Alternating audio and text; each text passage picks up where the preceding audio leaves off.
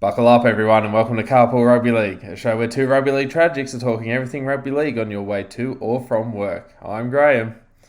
And I'm the Chameleon. Welcome aboard and on with the show.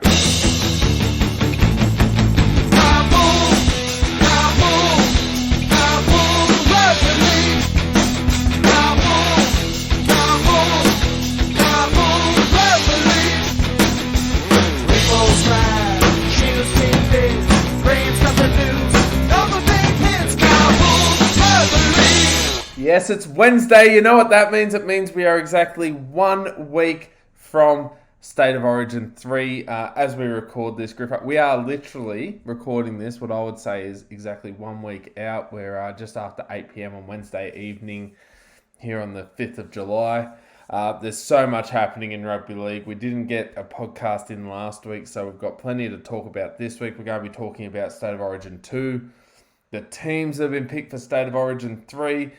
In between all of that, we've got NRL matches. We've got games coming up this week with teams having buys. We've got players switching clubs. We've got players refusing to do media, but no one's refusing to do any form of talking here on Carpool Rugby League.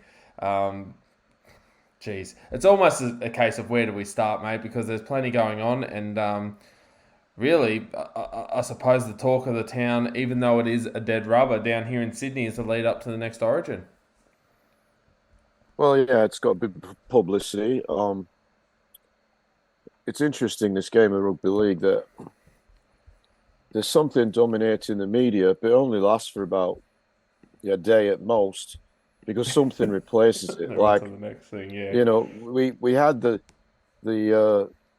hammering of the Dragons, but that didn't last long, because then we saw the annihilation of the West Tigers, and then to a lesser extent that was taken over by the Bulldogs, getting absolutely caned by, of all teams, the Newcastle Knights.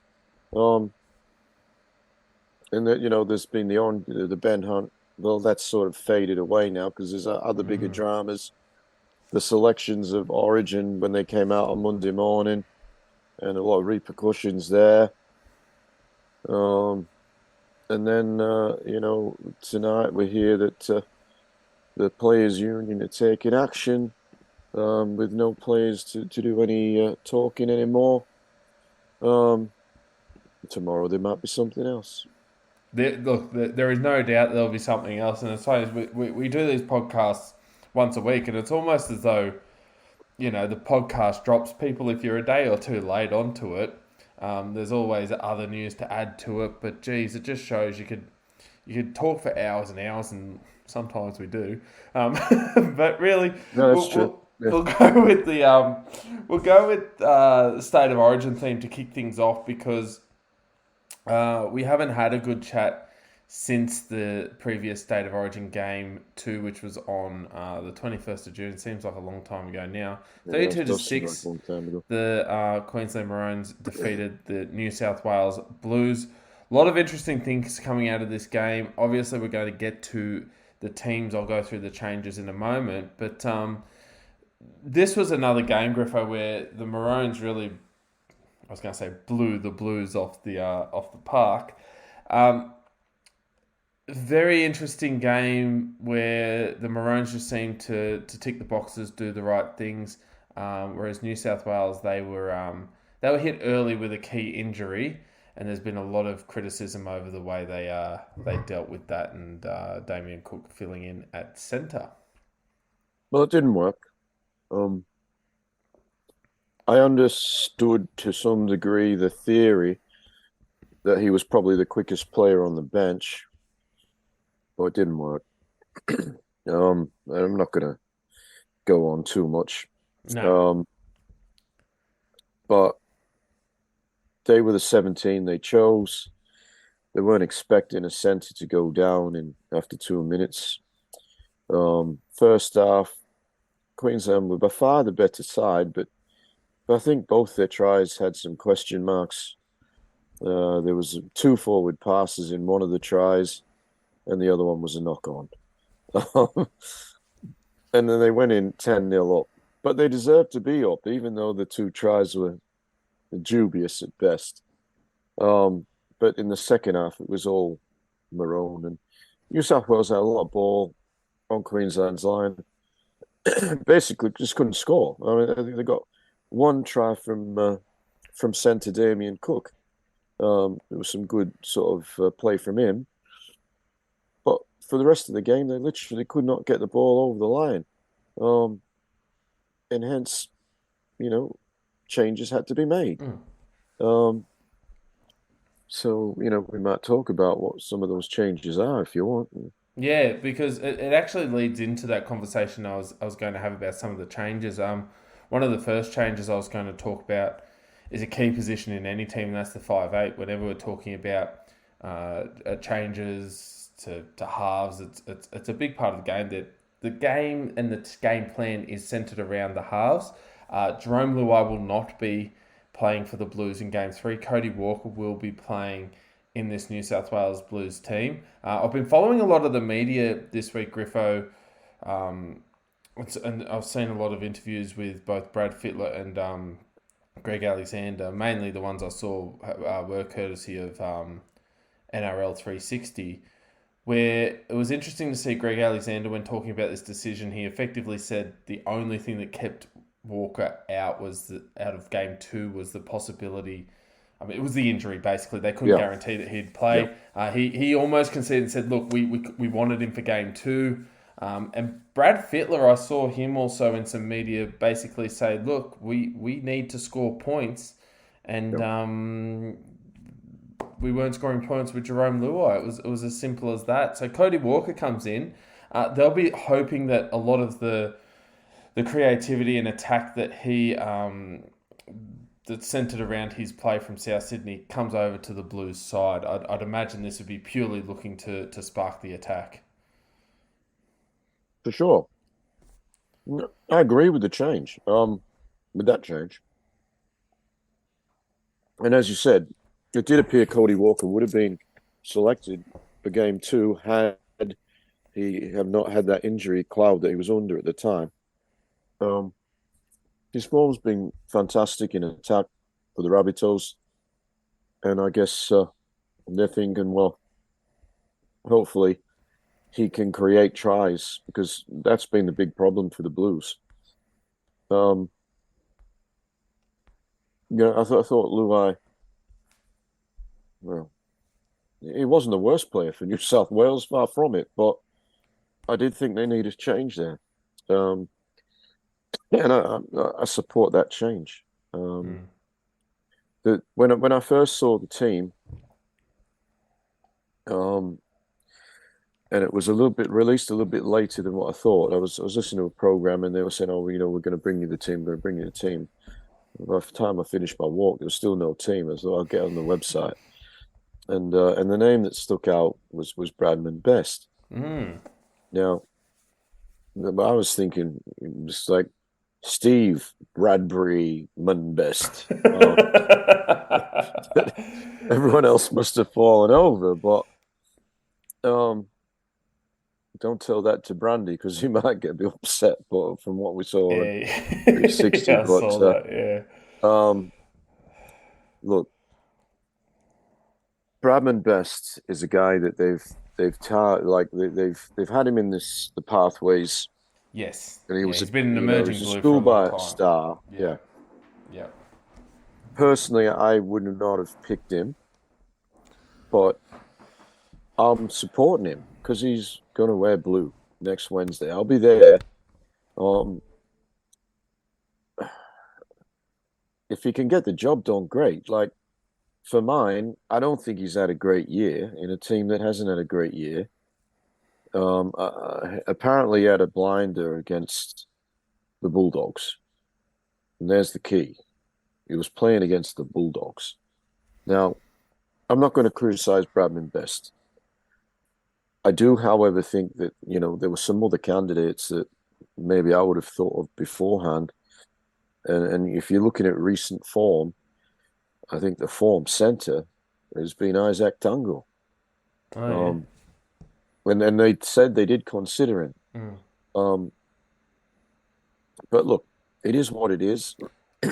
um, I'm not gonna, I'm not gonna, you know, I'm not gonna have a go at Bradman Best if he gets the job done. Well, he is the best.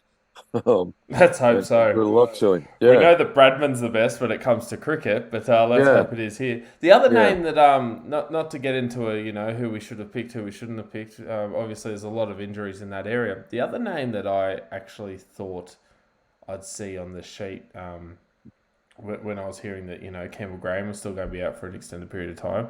I thought Tony Staggs would have got the spot. He was the person I was Yeah. actually expecting to see Um, there. So it was a little bit of a Apparently he was. curveball. And I didn't really see the Broncos Dolphins game, but apparently the hammer gave him a bit of a bath. About 3 times he beat him. So I guess they thought, well, that's not a good matchup if you're going to come up against the hammer again. Uh, Like a week and a half later. we've seen him I don't know. get around enough people in Origin. it's, Yeah, that's true. Um, it's a tough one though, isn't it? And many are saying that, and that's what Brandy got a bit fired up about, because many are saying that. I think what Brandy didn't like was the fact that people were saying, "Oh, he got picked off the back of one good yeah, game," and what Brandy yeah, was trying to say was, "Look, it wasn't the game. It wasn't that he's only had one good game. He's, as you said, been in the system for years. yeah, He was someone who a couple of years ago, I remember we were talking about the New South Wales team and talking about him as being a possible yeah. bolter for the team and so on and so forth. So he's been in that system and He seemed to get a lot of injuries, Graham. This year yeah, he's been injury free. Um, Look, yeah, he's a guy who physically you look at him, you think this guy, should be able to play rugby league. Pit do. Apparently, and I've heard, on various programs, apparently his stats are really good in defense, um, which is important. He's going to be able to stop tries as well. We know he can score a try. He's got pace. He's got size. Um, yeah, I wouldn't have picked him, but he's there, and I'm going to support him 100%.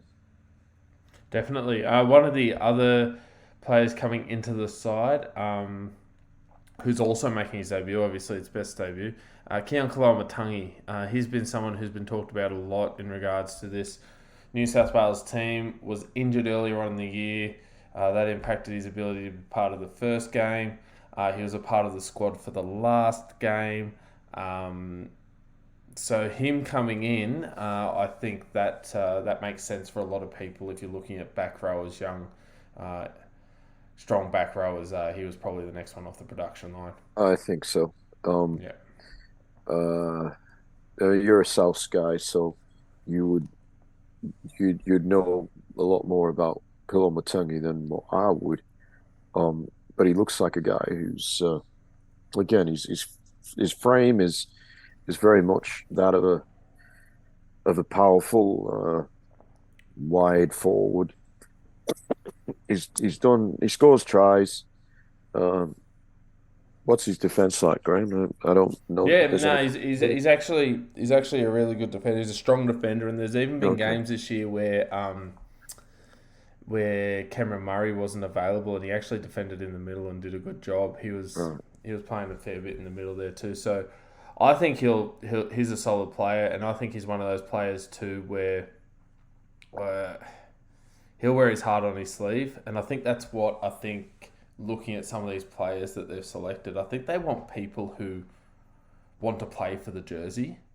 Yeah. And that's where I think some of these other players that are coming back in that have been in the side before, where they're heading there as well. You've got Campbell Gillard coming back in. You've got Clint Gutherson coming in and Yeah. Jacob Saifidi. I actually want to get your thoughts before I just lump all that together.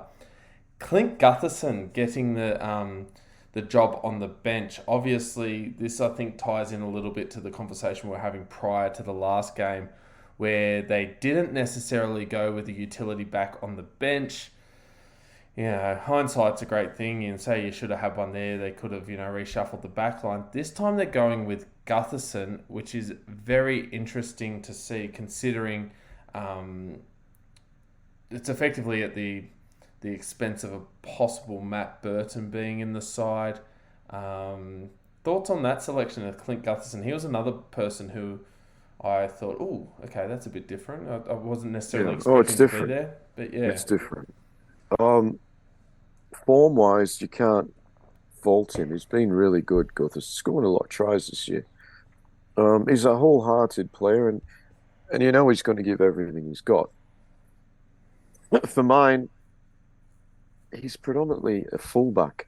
I know he's had a little bit. He came into the NRL as a winger with Manly. Mm-hmm. We saw him play in the centres for the Blues in the other year where we had no Turbo, no Latrell.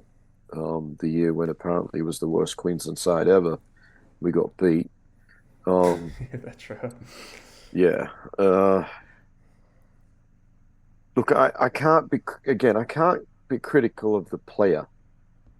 Um, it's just when you look at the bench holistically and you think, okay, you've got Isaiah Yeo there, who essentially has been demoted from number 13. And I agree, Morris should have got the jersey there because the attack wasn't working, and Isaiah Yeo was, you know, partially responsible for that. You'd have to say the way that they played. Um, but I don't know if you're not picking him as your starting lock, where are they going to play him? It seems they're going to play him at prop. Uh, I he's a middle player. But he's yeah. had experience in the past. He came in as a centre into Mm. his NRL career, and then he was a second rower. But his career went forward to be one of the elite players in the game when he went to lock. So, okay, so he's there. Theoretically, he can cover a lot of positions, which is not a bad thing. But it seems as though he's going to be used as a middle forward, but Yeah. probably a prop, just carting it up. Um, you've recalled Jacob Saifiti. Now, again, he's part of a Newcastle team that had a big win last weekend, but down towards the bottom of the ladder. And I'll be honest that I can't tell the difference from one Saifiti to the other. Big, you know, lads from the central coast of Fijian heritage who do a good job carting the ball up. And both of them, when they have played for New South Wales, have played well. But then you say, well, didn't they have a guy like that last week in Stefano Utoikamanu, who essentially does the same thing? Mm. And he's gone after 11 minutes game time. So that's a bit puzzling again. Ball low out of the side as well. Well, Polo, yeah, okay. That they probably thought, okay, well, Polo, Frizzell, and Hudson Young's the other Yeah, forward to Hudson go. Young. Yeah. Um, all right, if that's how you're going to go, you're not saying you're not happy with the way the forwards played, which it's hard to argue. And then you got Payne House out as well, injured. Yeah. So it's big changes. Um, then you've got uh, Spencer on the well, reserves. I'll get to Is this that in a where we're sec. getting to? I feel like that's what. I'll, Yeah, I jumped the gun, didn't I? yeah, well, no, Oh, not really. Like that's. Yeah, I you're see going what to you're pick saying. Spencer. Now, Spencer Linu is not the best prop in the game, but I will stick my head out and say he's the best prop coming off the bench in the game. He plays short minutes. It's all about impact. And whenever he crosses that line from the bench to come onto the field, he makes a difference. I don't think there's anyone better at that role than him in any club. Now,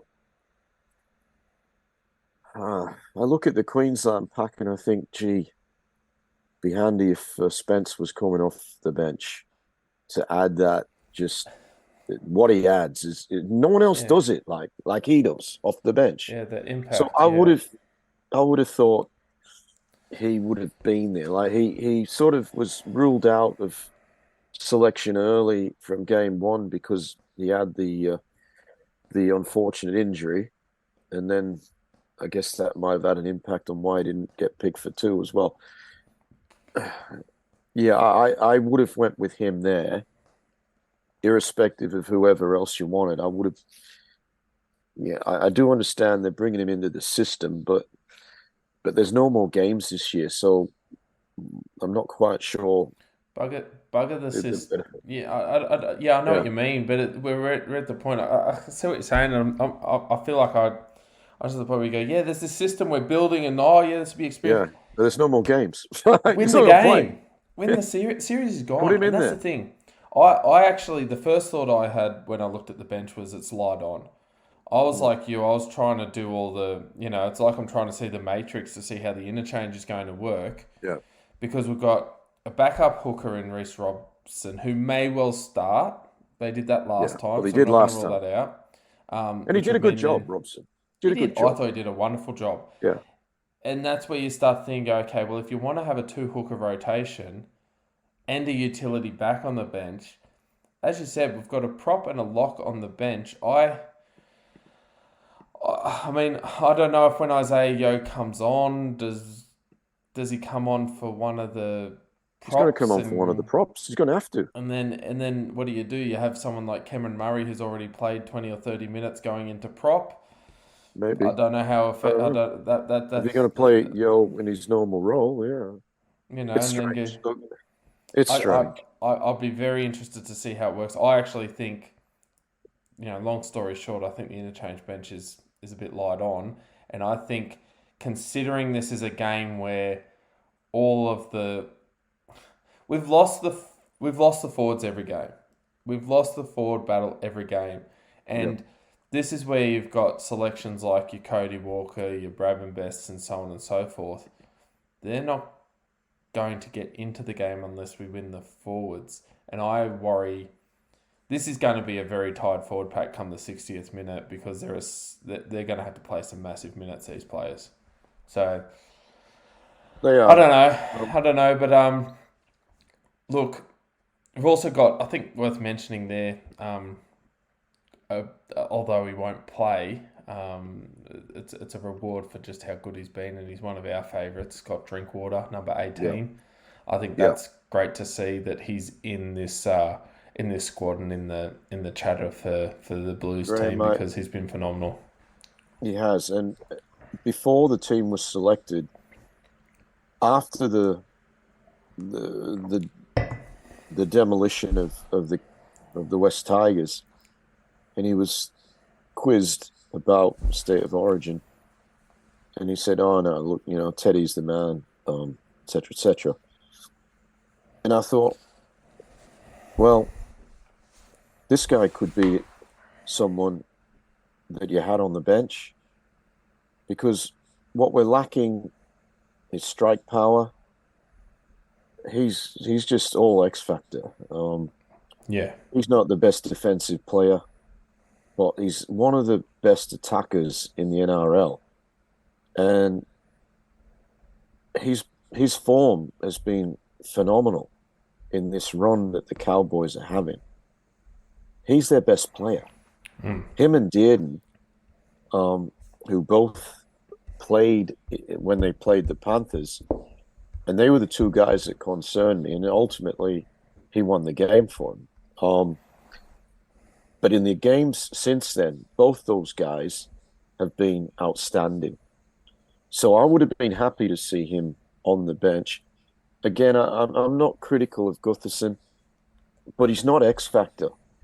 Um, he'll give you 100%. But I think what you want from a bench is someone who can come on and change the game. Now, Luke Lemieux can do Lewis. that.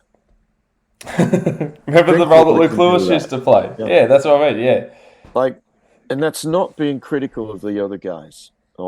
As I said, Gutherson's form's been fantastic. But I don't expect Clint Gutherson to come on and turn the game. I would expect Scott Drinkwater to come on and turn a game. He can do that. That try he scored in Golden Point against Penrith. That's what I'm saying. Yeah, Like that type of play is what we're referring to. that's what we need. Yeah. You know, Yeah. we've struggled to score tries, and he's just class. Like, Yeah. and good on him. He's got to get number 18. Is number 18 going to get on the field? I hope so. I hope so. I don't want someone to get or two guys to get knocked out. But that's what it's going to have to take, or one and a report. Like, I just think he again, him and Spencer. I would have had those two guys on the bench. If you're going to play two hookers, fine, and then you've got one other guy, who essentially would again have to be a front rower. But yeah, like I said, I'm gonna support the team. I don't, I'm not gonna like Brad Fittler and Greg Alexander. For me, as a Penrith supporter, they're kings. Like, I always loved those guys, and I still do. I grew up a couple of years younger than Greg Alexander, and he was a schoolboy star when the schoolboy rugby league was on TV. I mean, he was absolutely brilliant. You wouldn't have seen him play, Graham. I don't thought. If you did, Yeah, it was the second half of his career, but when he was at it was when in the 90s, the Warriors, maybe. The 90s, early 90s when he was at Penrith, Okay. and then All he right. went to the Warriors and came back to Penrith in the late 90s. I think 99 might have been his last year from memory. Well, talk about X Factor. He was absolute X Factor, particularly in his younger days. He had the chip and chase. He could do anything with the ball, really. It was fantastic. And then I saw Freddie play as a schoolboy. He was at McCarthy, and they played the school I was at in a friendly game. We're just on the other side of the tracks, literally, not figuratively. They came across the rail line there and played a game against our boys. And I'd heard of Brad Fittler when he was younger, and then he was out there in this game playing with Greg Alexander's brother Ben, and he absolutely carved up. Like, I couldn't believe this guy, how good he was, and we had a pretty good team. It's not like they were hopeless. It was just that he carved up. And then that same year, he actually played first grade. He made his debut while he was still at school, and one of the all-time great New South Wales players. But I can't say that I agree with all of his selections. Yeah, and I think we talked about it. It is very difficult, and also too a lot of people questioning the tactics, so on and so forth, and and then as you said, it's one of those things where they great players, great football minds, and a lot of people, as we've alluded to in the past, are probably suggesting that this could be the end of the line for them as a coaching staff. The only other thing I wanted to add in there about poor Scott Drinkwater, and it's one other thing I want to mention too. We almost got through it. People are thinking, hang on, are they going to mention this? Yes, we are. Scott Drinkwater, yes, he's the 18th man, and it seems to be a pathway to think, well, if he's 18th man this year, possibly Origin berth and a season next year. Just want to remind the listeners that I think out of 2 of the 3 games last year, number 18 for the Blues was Nicho Hynes. Bit of talk this week. Just want to get your thoughts here because we've seen a lot of changes, a lot of players coming in and out. We see Clint Gutherson on the bench. We've got Drinkwater on the reserves.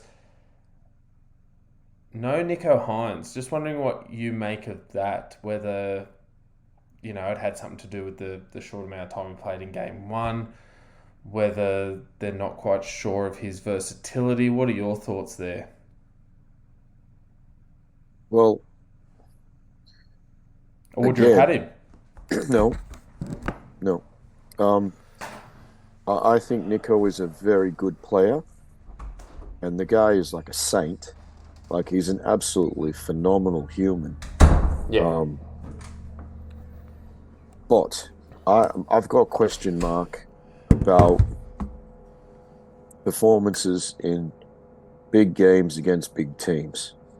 Now, as I said, I don't want to be critical, but I'm not going to be critical. What I will say is what I see as being facts, and that is he's a very good player who excels, and this is not just him, this is his team also, who excels against the lesser lights.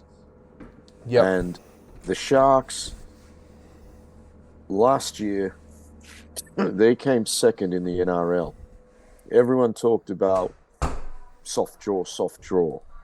Now, there's only one way to quell that talk, and that is to be successful in the finals. Yeah. They went straight out the back door.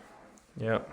Yeah, you're right. They lost a home semi-final against the Cowboys, and then I think they got pretty much pulverized by the Rabbitohs from memory.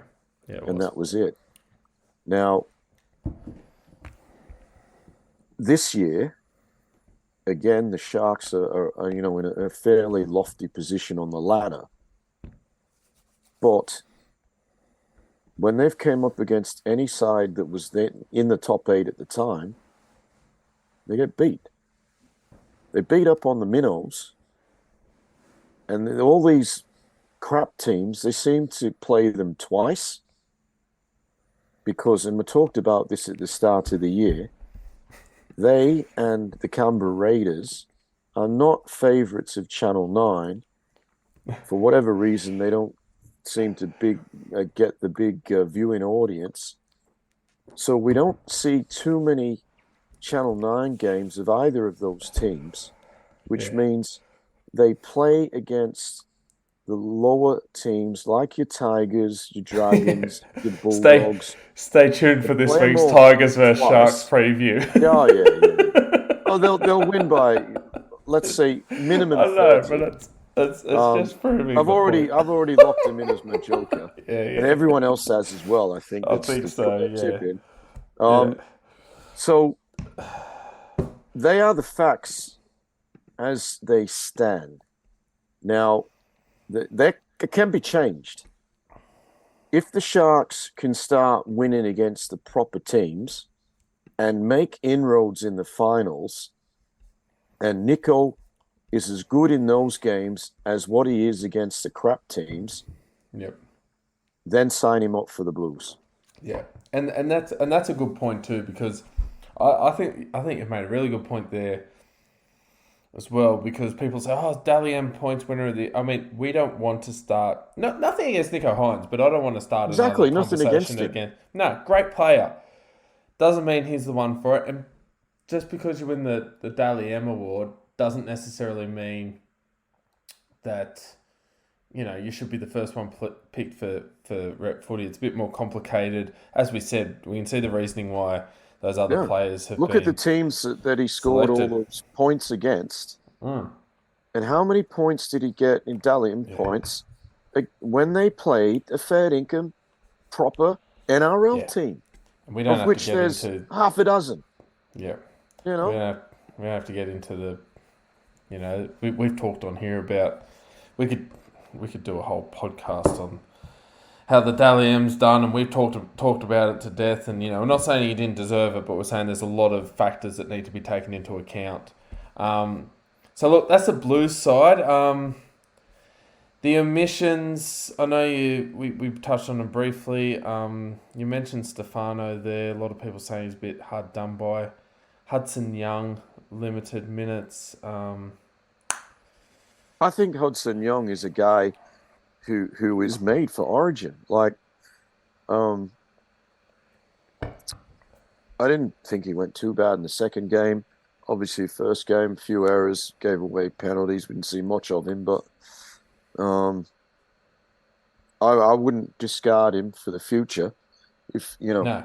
if he can show again next year and towards the back end of this year that like he's a good player, and I think he could be a good player for the Blues in the future as well. Mm. The Yeah, other and guys that sort of got dropped, they're a bit older. yeah, So your Frizzell Frizzell and and yeah, yeah, Bolo. yeah. And I think a lot of people, even at the start of the series, were going, "Oh, Frizzell's still there." Like, yeah, I don't think he was one that people were necessarily um, expecting. But yeah, I mean, there's some good news, I suppose, in the sense that Jake Trbojevic back. I think that's a massive in for the Blues. I think he's a key part of the team that we haven't seen. But yeah, look, I But mean, he'll do a great job in defence, Graham. But where's their go forward? Like,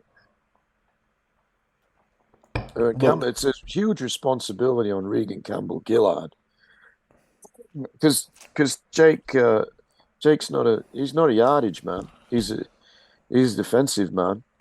He'll do a good job tightening up the ruck. But I'd be very interested to see the rotation. Sorry, that I cut you off. Just the rotation with Trbojevic, Murray, Yo. How they make that work. Because effectively, I think they've picked this team, and obviously Saifidi and Campbell Gillard are there, but I think there's going to be Yo, Murray, and Trbojevic are going to be in this rotation where they're just going to be seen as interchangeable. They're not even going. I don't even think they're going to talk about lock or prop. They're just going to say you're a middle forward, and I hope it works. I don't know. see, I don't know. the other thing, Graham, in a situation where I think they're down a yardage man, at least one, is if you back five, if they take a lot of the load, like Penrith do. Yeah, you got Toto there. He's gonna be able to do that. Josh Adokar is not a yardage man. He tried in both games to do that role, but he just that's not his goal. I was really surprised he got picked.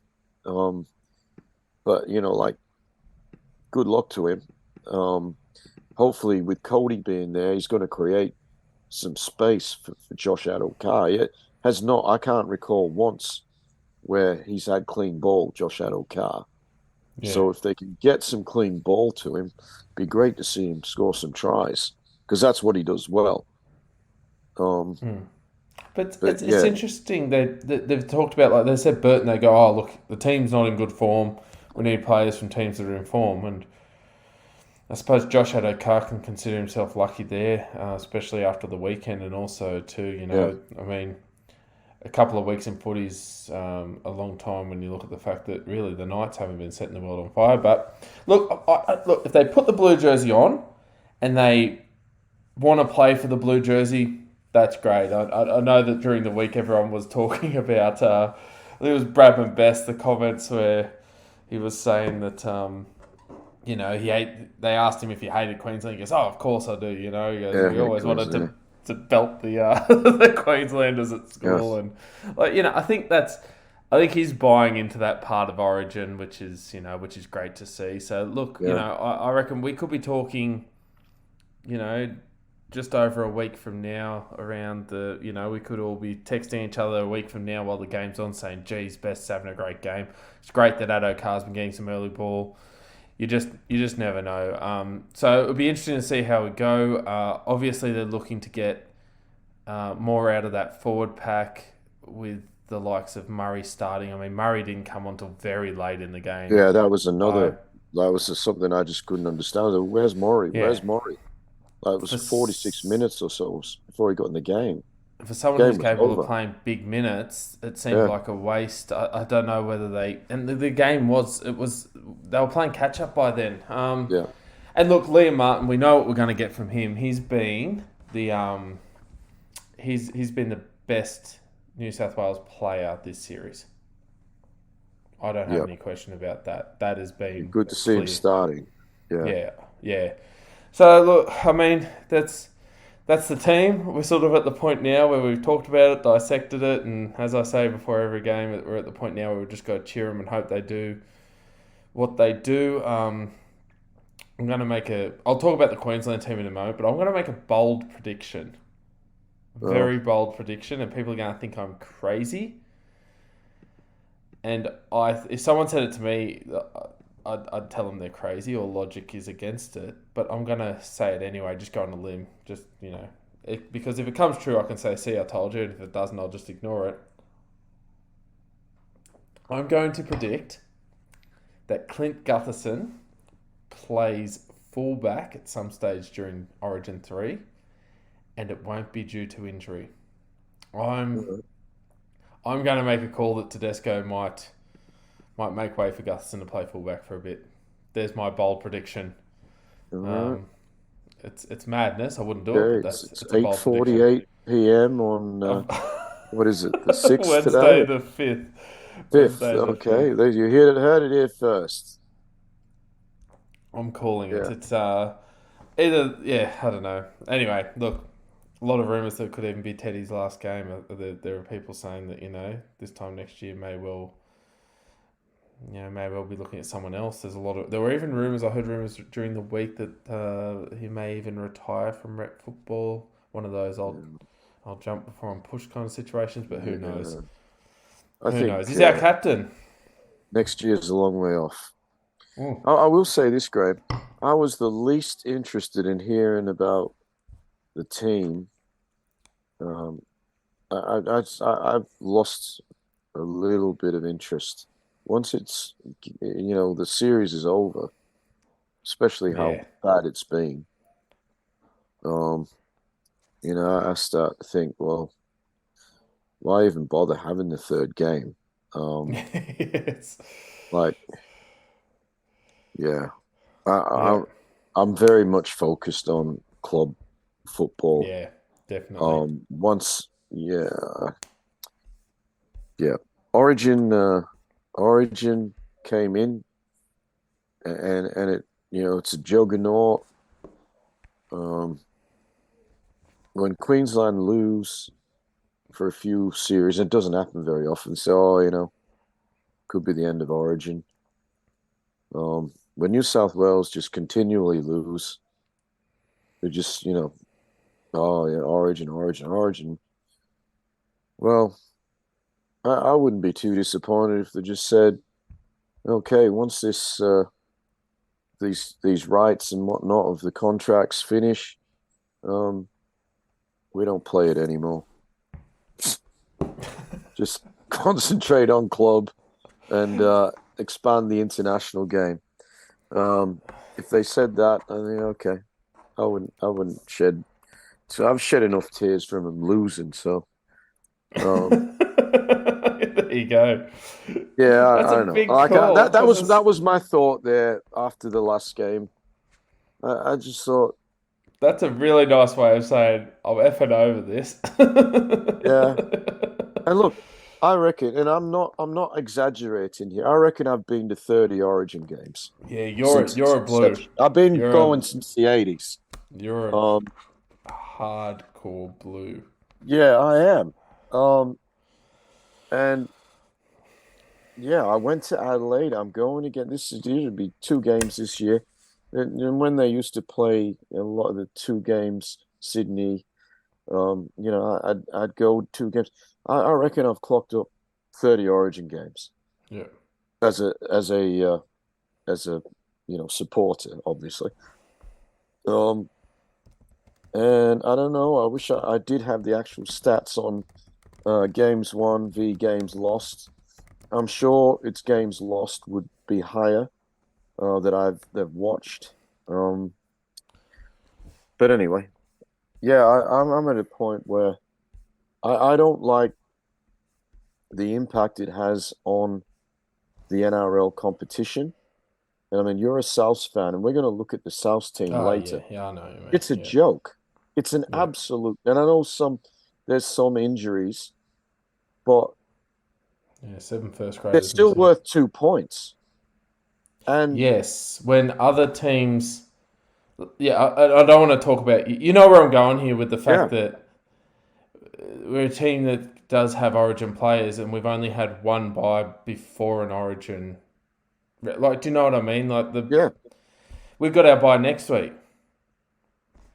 So we've got yeah. our bye next week when the players are available. Anyway, look, yeah, It's, that's but I shits did me. hear Yeah, people start talking about condensing it into like week after week after week.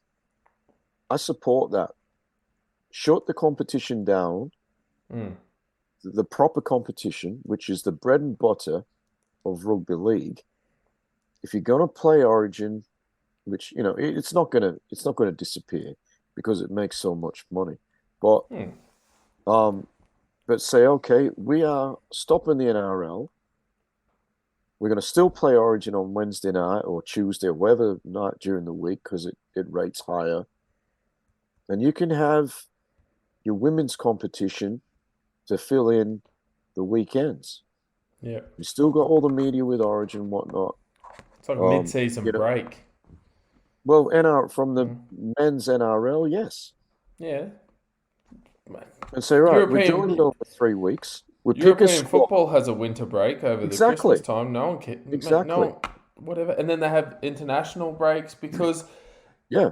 because the product's strong enough and the representative game means something. And the clubs who pay the players, they're not disadvantaged by playing for points when their best and highest paid players aren't available. I mean, again, I'm not an expert in world sport, but I don't know too many sports which take out the best players from Yeah, their competition and keep the competition going with yeah. inferior players. I It's don't know of bizarre. any other sport that does that. I don't. Yeah, I don't understand it myself. It is, and it's always been a bizarre concept, even back to the days with the split rounds, and it has been, yeah, because you'd even look like, I remember even being a kid, and you'd look at the draw, and you go, who do we play Origin week? Oh, we're a chance of beating them because they're going to have players out. That was Yeah, obviously back in the early 90s when when the South weren't Broncos, winning. Yeah, I remember. Broncos had virtually, I remember 10 Queenslanders in the I like, remember South beating the Broncos one year, and I think it was 2006. I remember the game. It was 2006. They had about 10 out. South only won 3 games that year, and it was actually also the same week that Russell Crowe and Peter Holmes brought the club. It was the most bizarre thing ever. It was only their third win of the year. They beat the Broncos, who they hardly ever beat because they've been a juggernaut. The members area afterwards, they were. I think they had champagne. It was the most bizarre thing, but it was a thing. You play yeah, remember they used to call them the baby baby Broncos. Broncos. Yeah, Yeah. but it Another shouldn't happen. thing, and the thing is too, they're all worth 2 points, and there are teams that are disadvantaged. We talk about the draw. There are so many implications here for that, and some teams have a bye on that week. Some teams don't. Yeah, There's no equity across this. The bye system doesn't have equity to start with. The players missing through state of origin has no equity, and then the teams that get a bye on that origin week seems to be. It's not even a lottery because certain yeah, teams seem to get those buys each year. It's it's a real shambles, and sometimes fans are, and I understand it because now that the series is gone, I'm looking at it going, and I always look at it too. At the end of the day, I'll be honest with you, I love the Blues, but someone said this is going to. What would you rather have? Your club team win or the Blues win? My club team comes first. absolutely. Yeah, You want that's a what you want. premiership or You, you want the you state of origin you trophy? want the If you can't premiership. have both, which one are you picking? You're Of picking course, the you have the premiership. premiership. I look at weeks like this week, as I said, the 2 points are very valuable with how tight the competition is.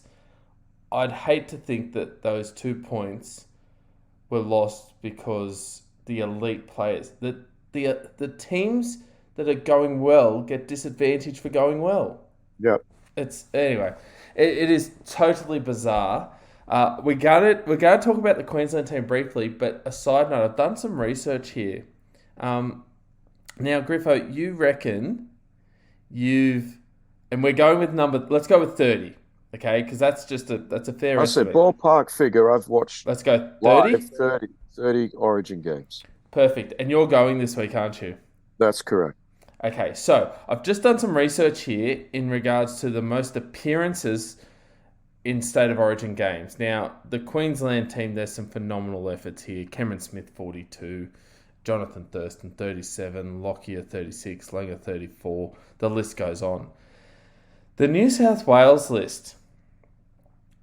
This is a bit of trivia here. I don't know if you'd know this. You might know this, actually. The most appearances for New South Wales. Did you want to have a guess? Well, I'll say Brad Fittler, but I might not be right. You are right. It is Brad Fittler. Now, this is where I'm getting excited. Brad Fittler currently has the most appearances from a New South Welshman at State of Origin level. He is on 31.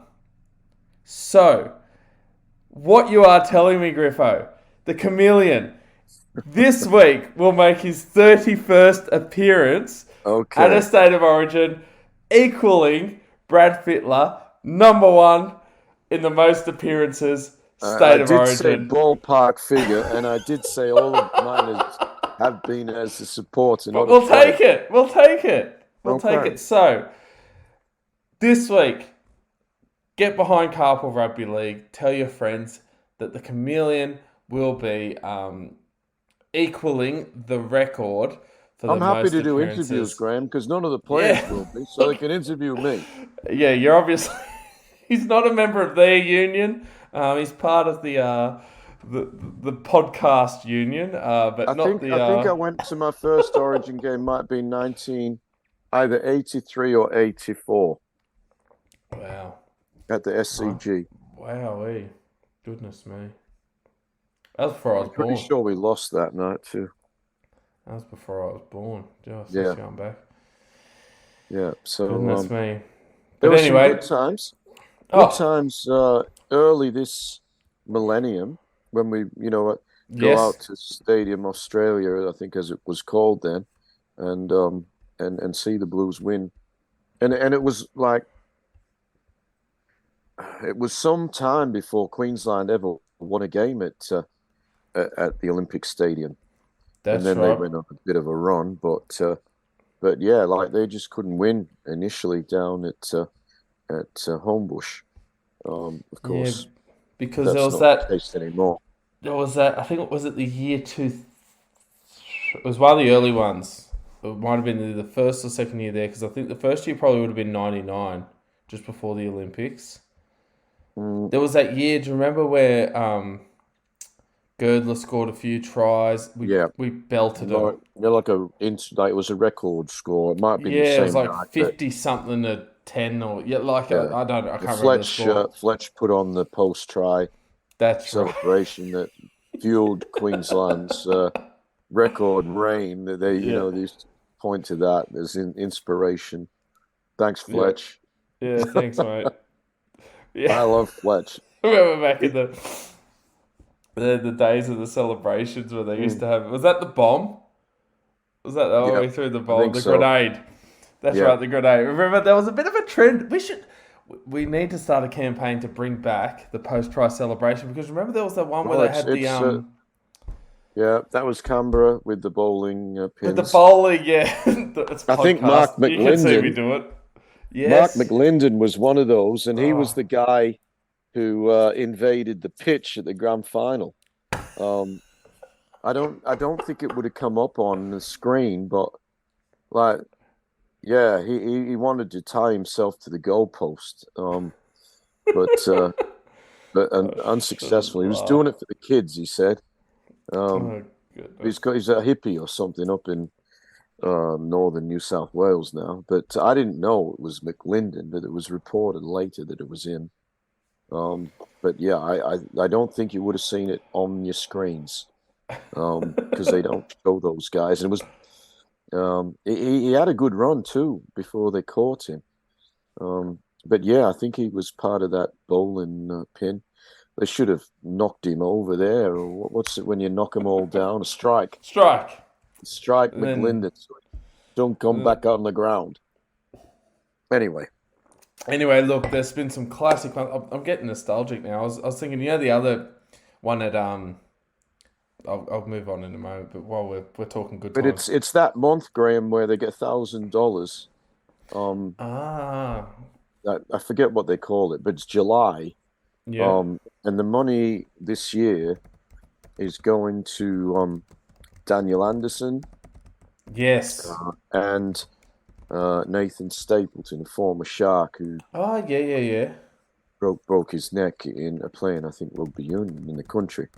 But yeah, so it's whatever they call it, but it posts $1,000, I think, from might be sports, but one of those gambling Yeah. organizations for every try celebration this month. Yeah, it's a good initiative. Look, yeah. If it raises money for charity and also to, I don't know if you've seen much. I know Fox had a piece on Daniel Anderson and I haven't whatnot, seen but much. I saw a little bit, but not yeah, too. it's yeah, it was really I suppose confronting to see someone who watching rugby league and seeing in those areas as a Yeah, coach and so on and so forth to see the former teacher also in the diocese. I do remember when the cross country was on at our school. Well, not my school anymore, yours. yeah. But when they used to run the cross country, I remember seeing him up there one day. Mm. I assume maybe he had a child running, but it could have been that yeah, because he was a footy coach then, so probably not Yeah, involved in school. But yeah, yeah, bad luck, but good luck that he's still with us. yeah, definitely, and wishing him all the best. And Mm. yeah, it's definitely a good cause for them to jump behind. The Maroons, be remiss of us not to mention the changes there. Obviously, they've got a very strong team. There's a couple of changes here which are forced. We've got Tom Flegler, who is injured, and then we've got Reece Walsh, who's suspended for giving the ref a gobful. We know earlier on we talked about, this is today's story. This is today. Well, that Yeah, story dominated for a few days. That one we didn't yeah, that's even. right. Yeah, that's right. I was there, and then yeah, you just don't know what you're going to get tomorrow. Like I said the other week, the missed opportunity is the NRL reality TV show where they just follow these blokes with cameras, which is basically what I suppose social media is these days. But you know what I mean? There's just so much Yeah, drama. Walsh out, AJ Brimson in. AJ Brimson was in the reserves yeah, and a part of the squad. Some people thinking, oh, maybe Ponga should be in, but I think Brimson, given the fact that he was a yeah. part of the Ponga squad ruled there, himself out. yeah, okay. Well, they don't. I don't think they'll lose too much with Brimson. I think he's a great player, AJ Brimson. Very His good his player. career's sort of been stifled by constant injuries, but I don't think he's too far behind Reece Walsh. Yeah, He'll be good for him. he's a quality player. I think he's a danger player. We'll be talking Oh, about him absolutely. He's an X next factor all over.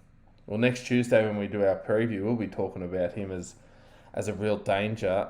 Yeah, The other player that brought in Corey Horsburgh, yeah, um, deserved. passionate, Yeah, and I know he's one of those players that will really relish this no, he'll origin. love it. It's something about when we say it's something that you can't describe to people that don't watch rugby league. Because you'll be watching it and you go, oh, he's made for Origin, and someone goes, what do you mean Yeah, by that? And you go, there's just something about them that just tells you if you watch it week in week out, it's very hard to describe. It's sort of like the offside rule in soccer. It's not the easiest thing to explain to someone, but you know it when you see it.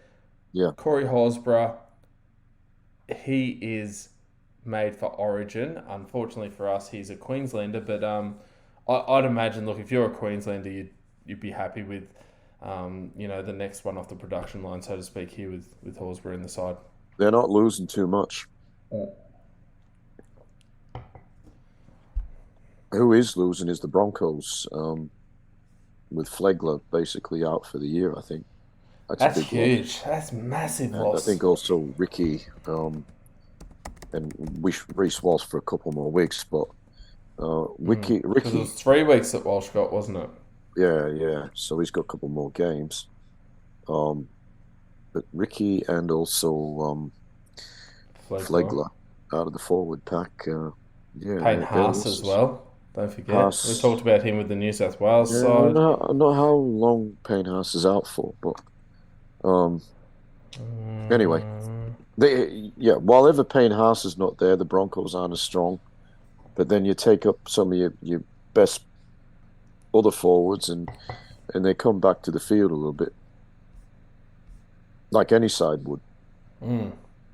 Capewell's, he's still out. He's another player. Yeah. They've got a few out Oh, at it's the not a moment. long-term injury, I think Kate. Capewell should be back soon. Yeah. But yeah, because I think his was a quad, wasn't it, from memory? But yeah, look, just there's a bit going on there. But this Queensland side, they've look they're looking to come down to Sydney and complete a clean sweep. They're a fair chance of doing this. They're better than fair chance.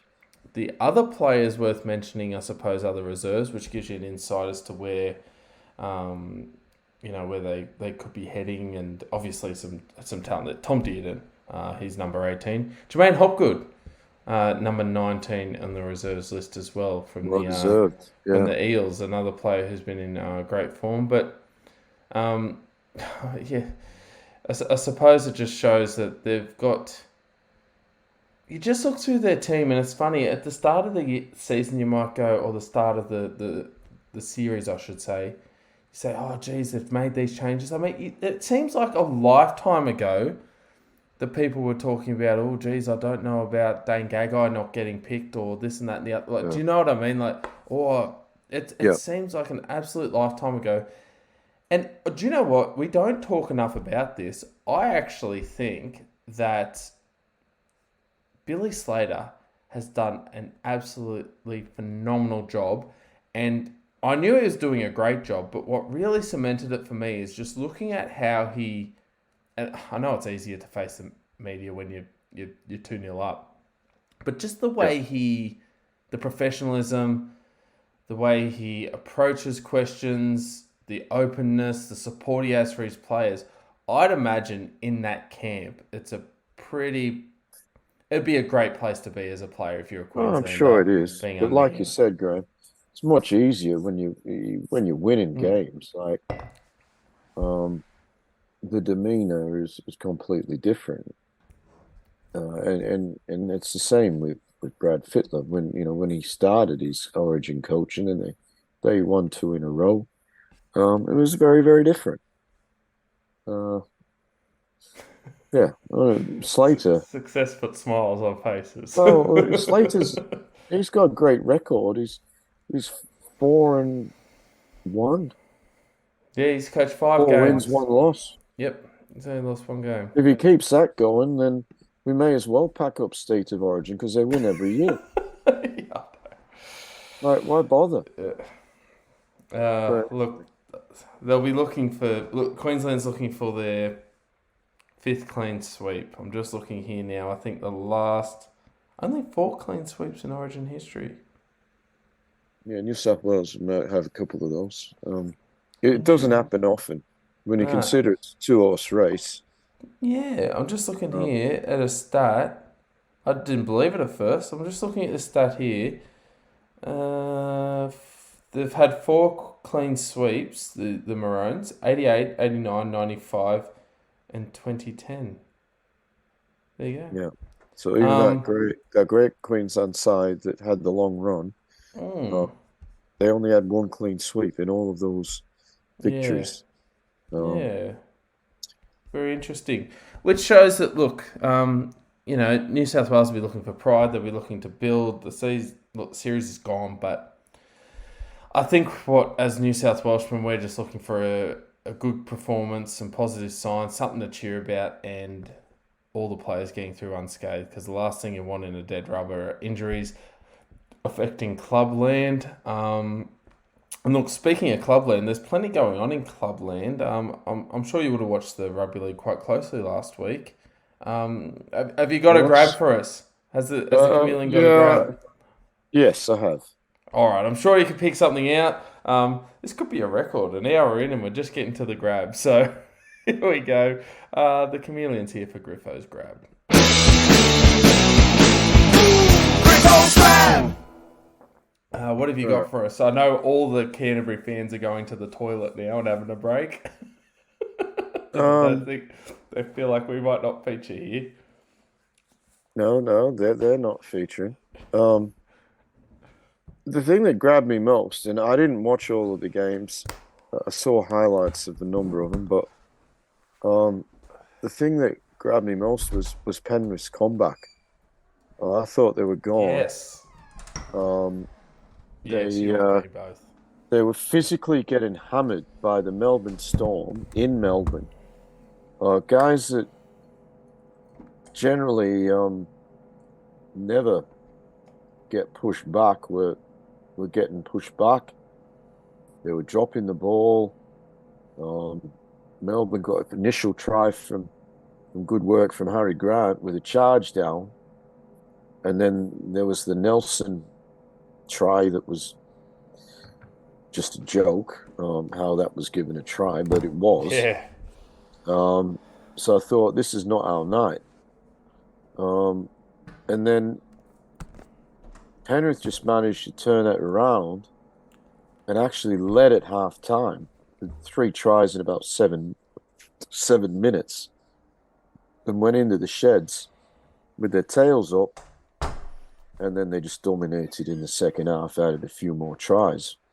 That was what caught my eye the most, but, and then I obviously I'm focused on the Panthers, but there was another individual who I thought did some amazing things. Well, there was lots of them that did last week, but I thought Cobbo.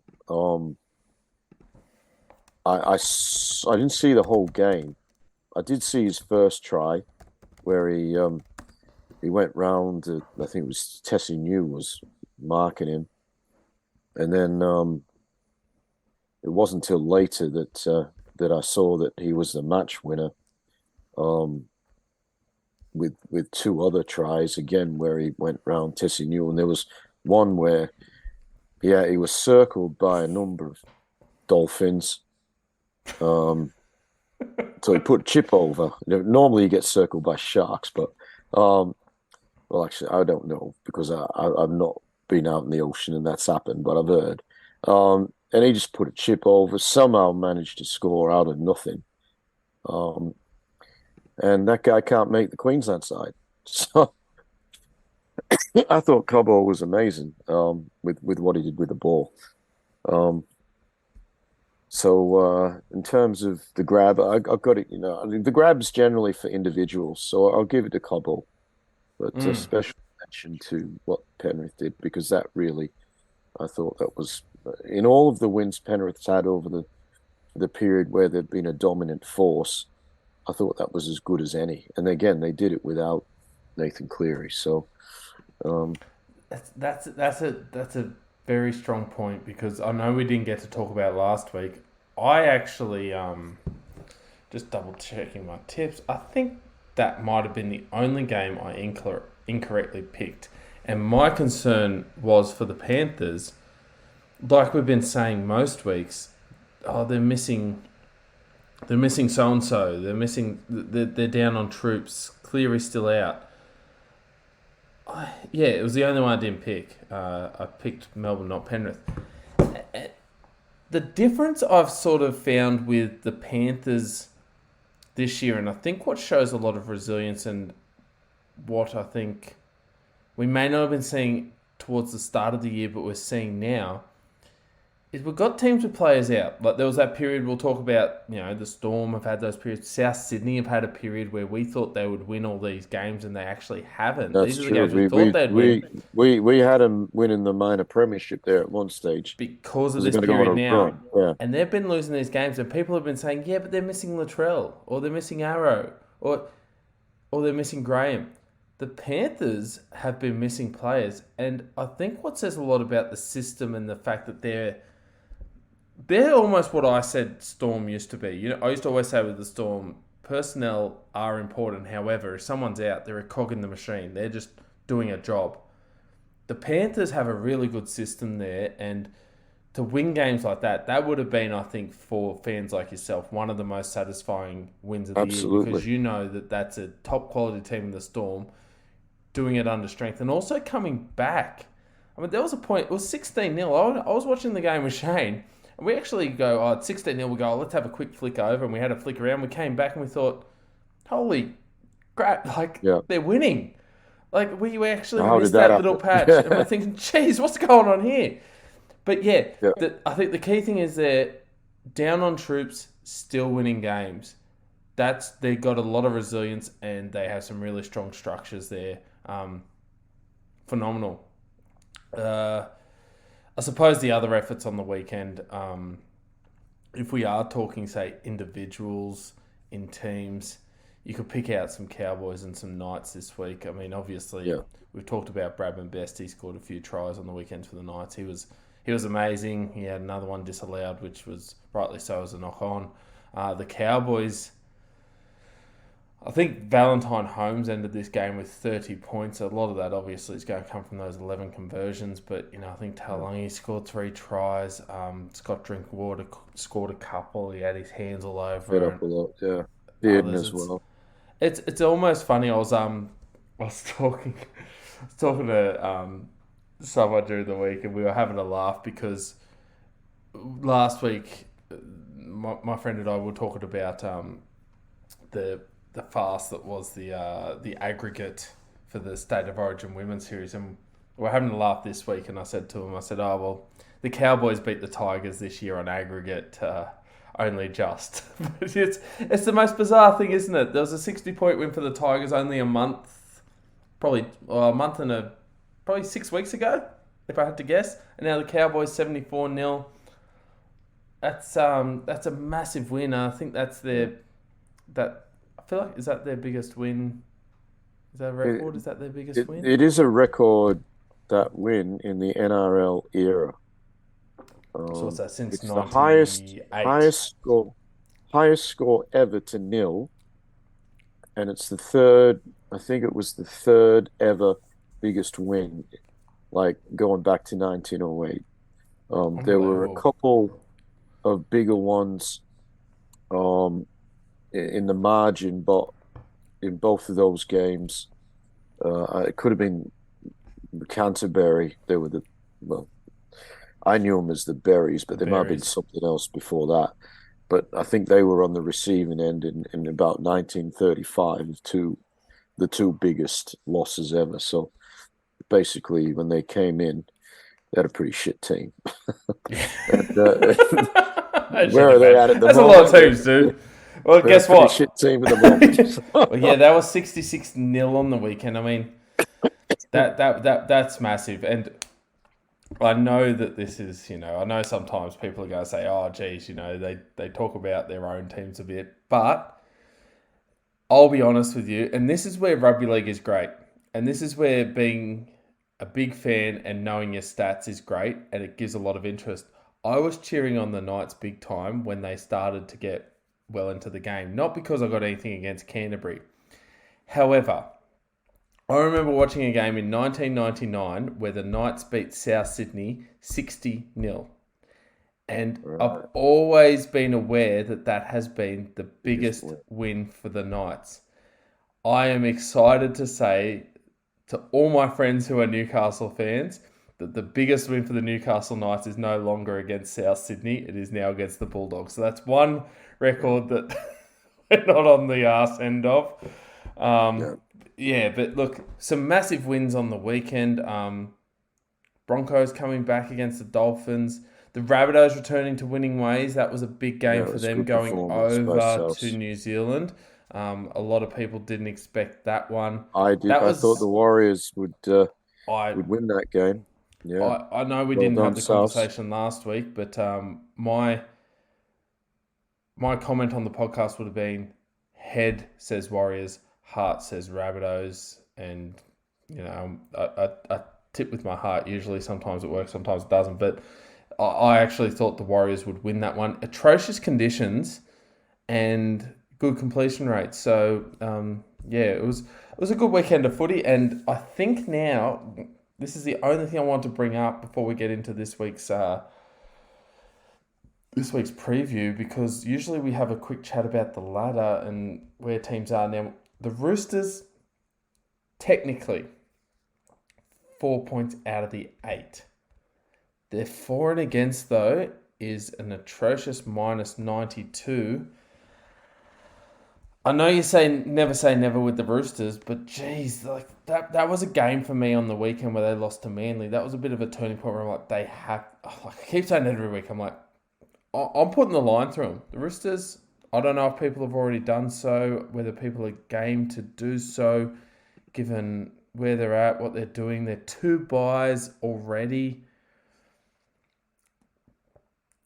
I'm putting the line through them. I do not think that the Roosters can make the 8 this year. It's not looking that way. Like you said, in theory, not in theory, in reality, they're 2 wins outside the 8, but there's a number of teams in front of them. They're at 13th. As you mentioned, they got a bad for and against. A team like the Warriors was currently in 8th spot on 22. They're plus 42. They got the Rabbitohs on 22 plus 96. Para on 22 plus 132. So when the Roosters are back in 13th position on 18 with -92, they've got to put a lot of wins together to be able to turn it around. I think it's beyond them.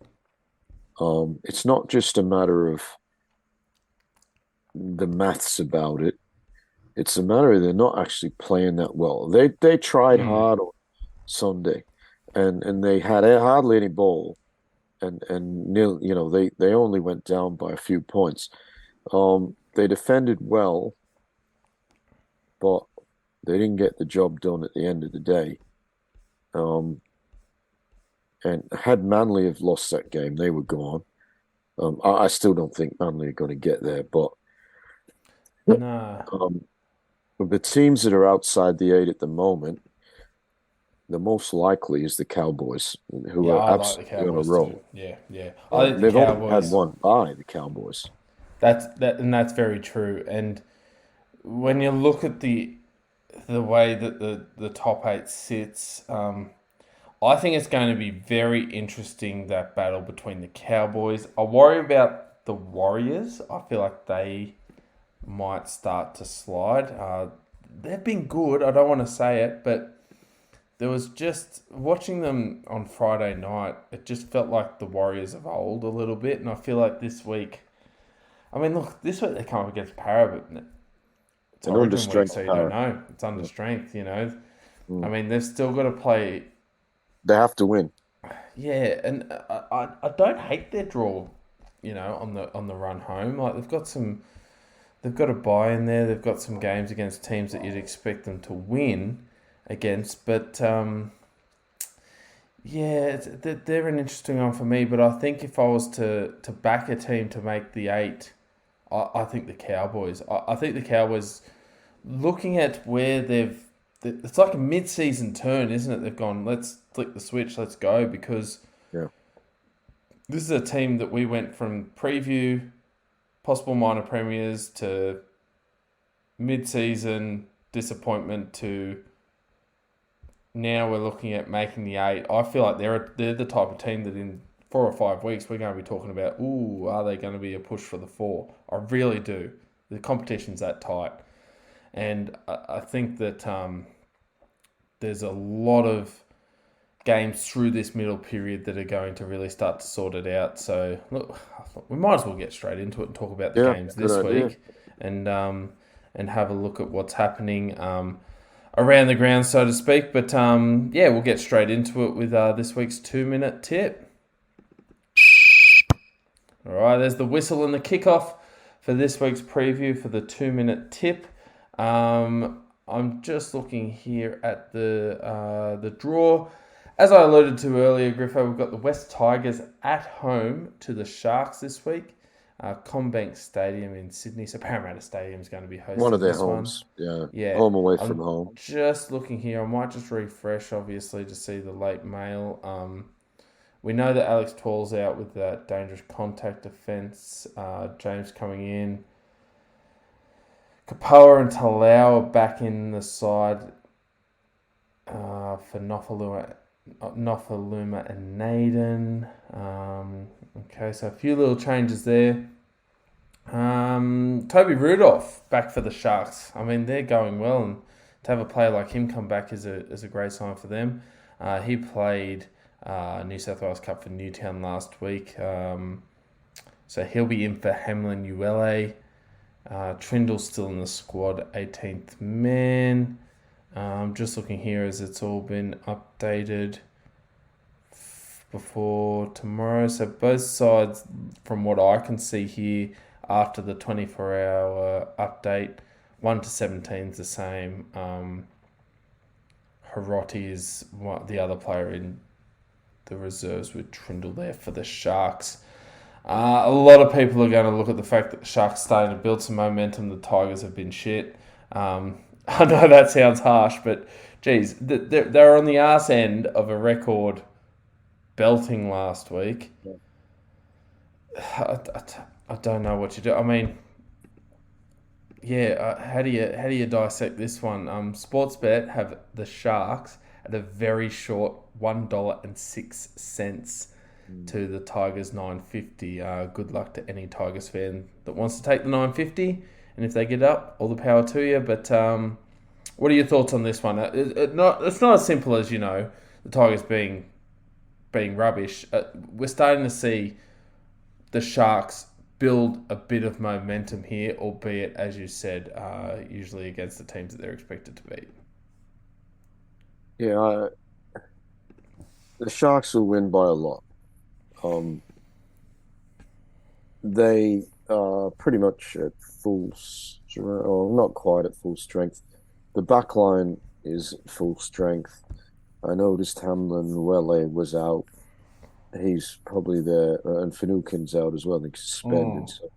So, the forward pack is slightly below best, but they're going to win by a lot. Look, the Tigers had a good patch about a month or so ago, maybe a bit more than a month.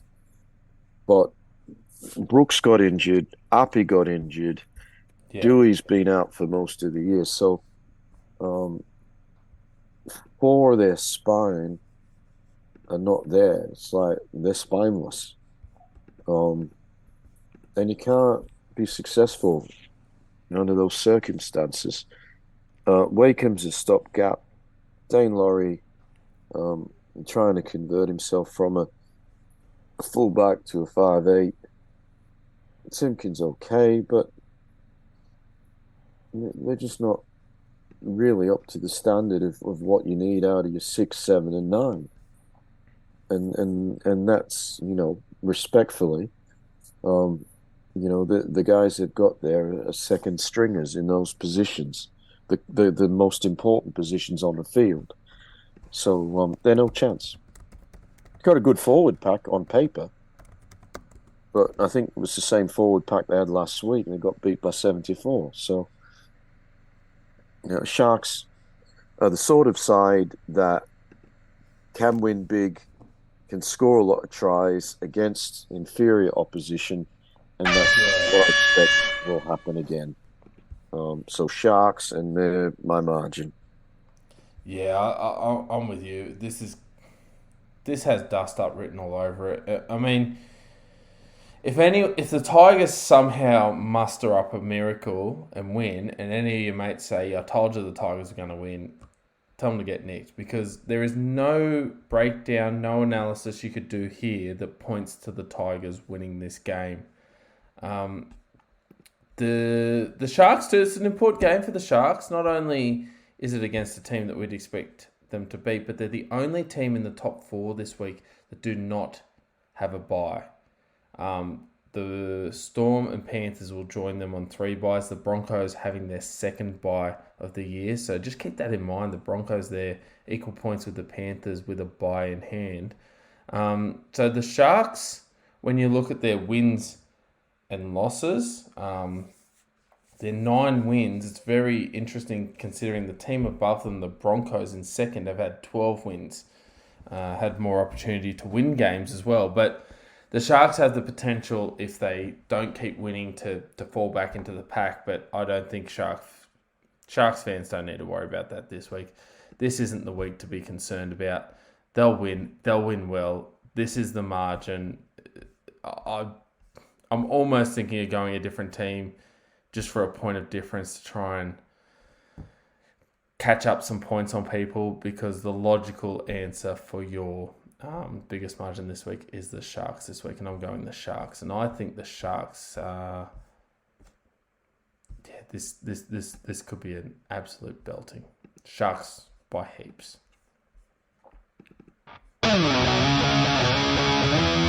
All right, second game of the week this week will take us down to Wollongong. Wynn Stadium, Wollongong, hosts of the St George Illawarra Dragons. Sorry, I still look at the Sharks one. St George Illawarra Dragons taking on the Canberra Raiders at Wynn Stadium, Wollongong this week. Team news for this one, from what we can see, the Dragons, Sully is back in the centres. Bird's still out with that knee injury.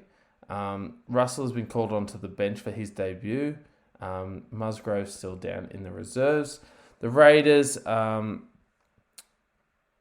Sulo has a head knock, he's out. Mooney's replacing him on the bench.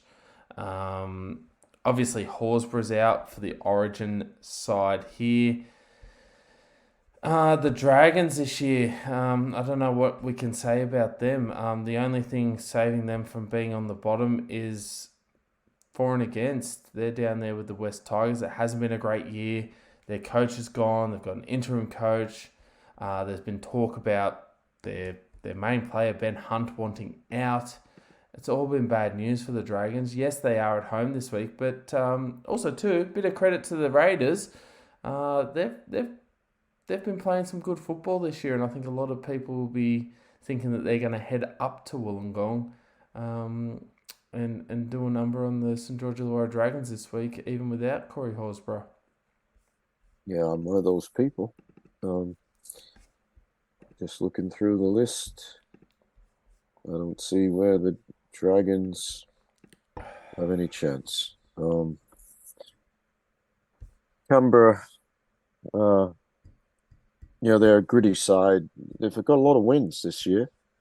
After it looked like they were going to threaten the spoon early in the season, they've only lost around 2 games since that early part of the year where they had a number of losses. So they're on a roll. They'll win this game.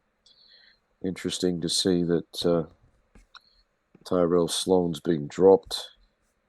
He scored a brilliant try against the Sharks, but there was a few other aspects that maybe the coach wasn't so happy with.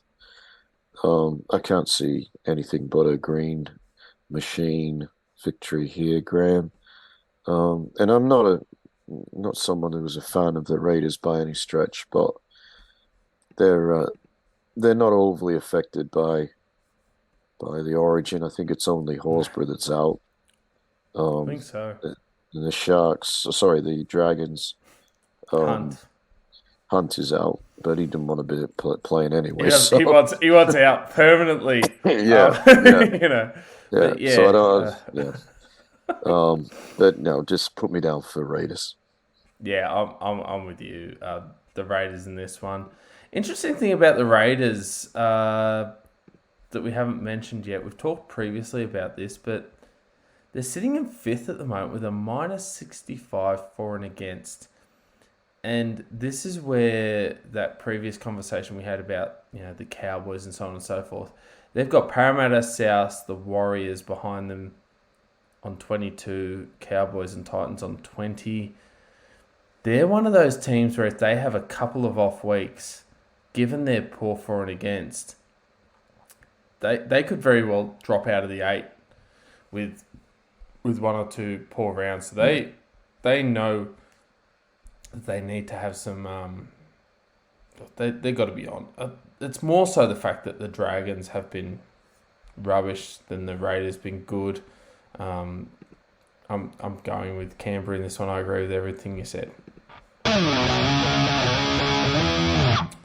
Okay, moving on to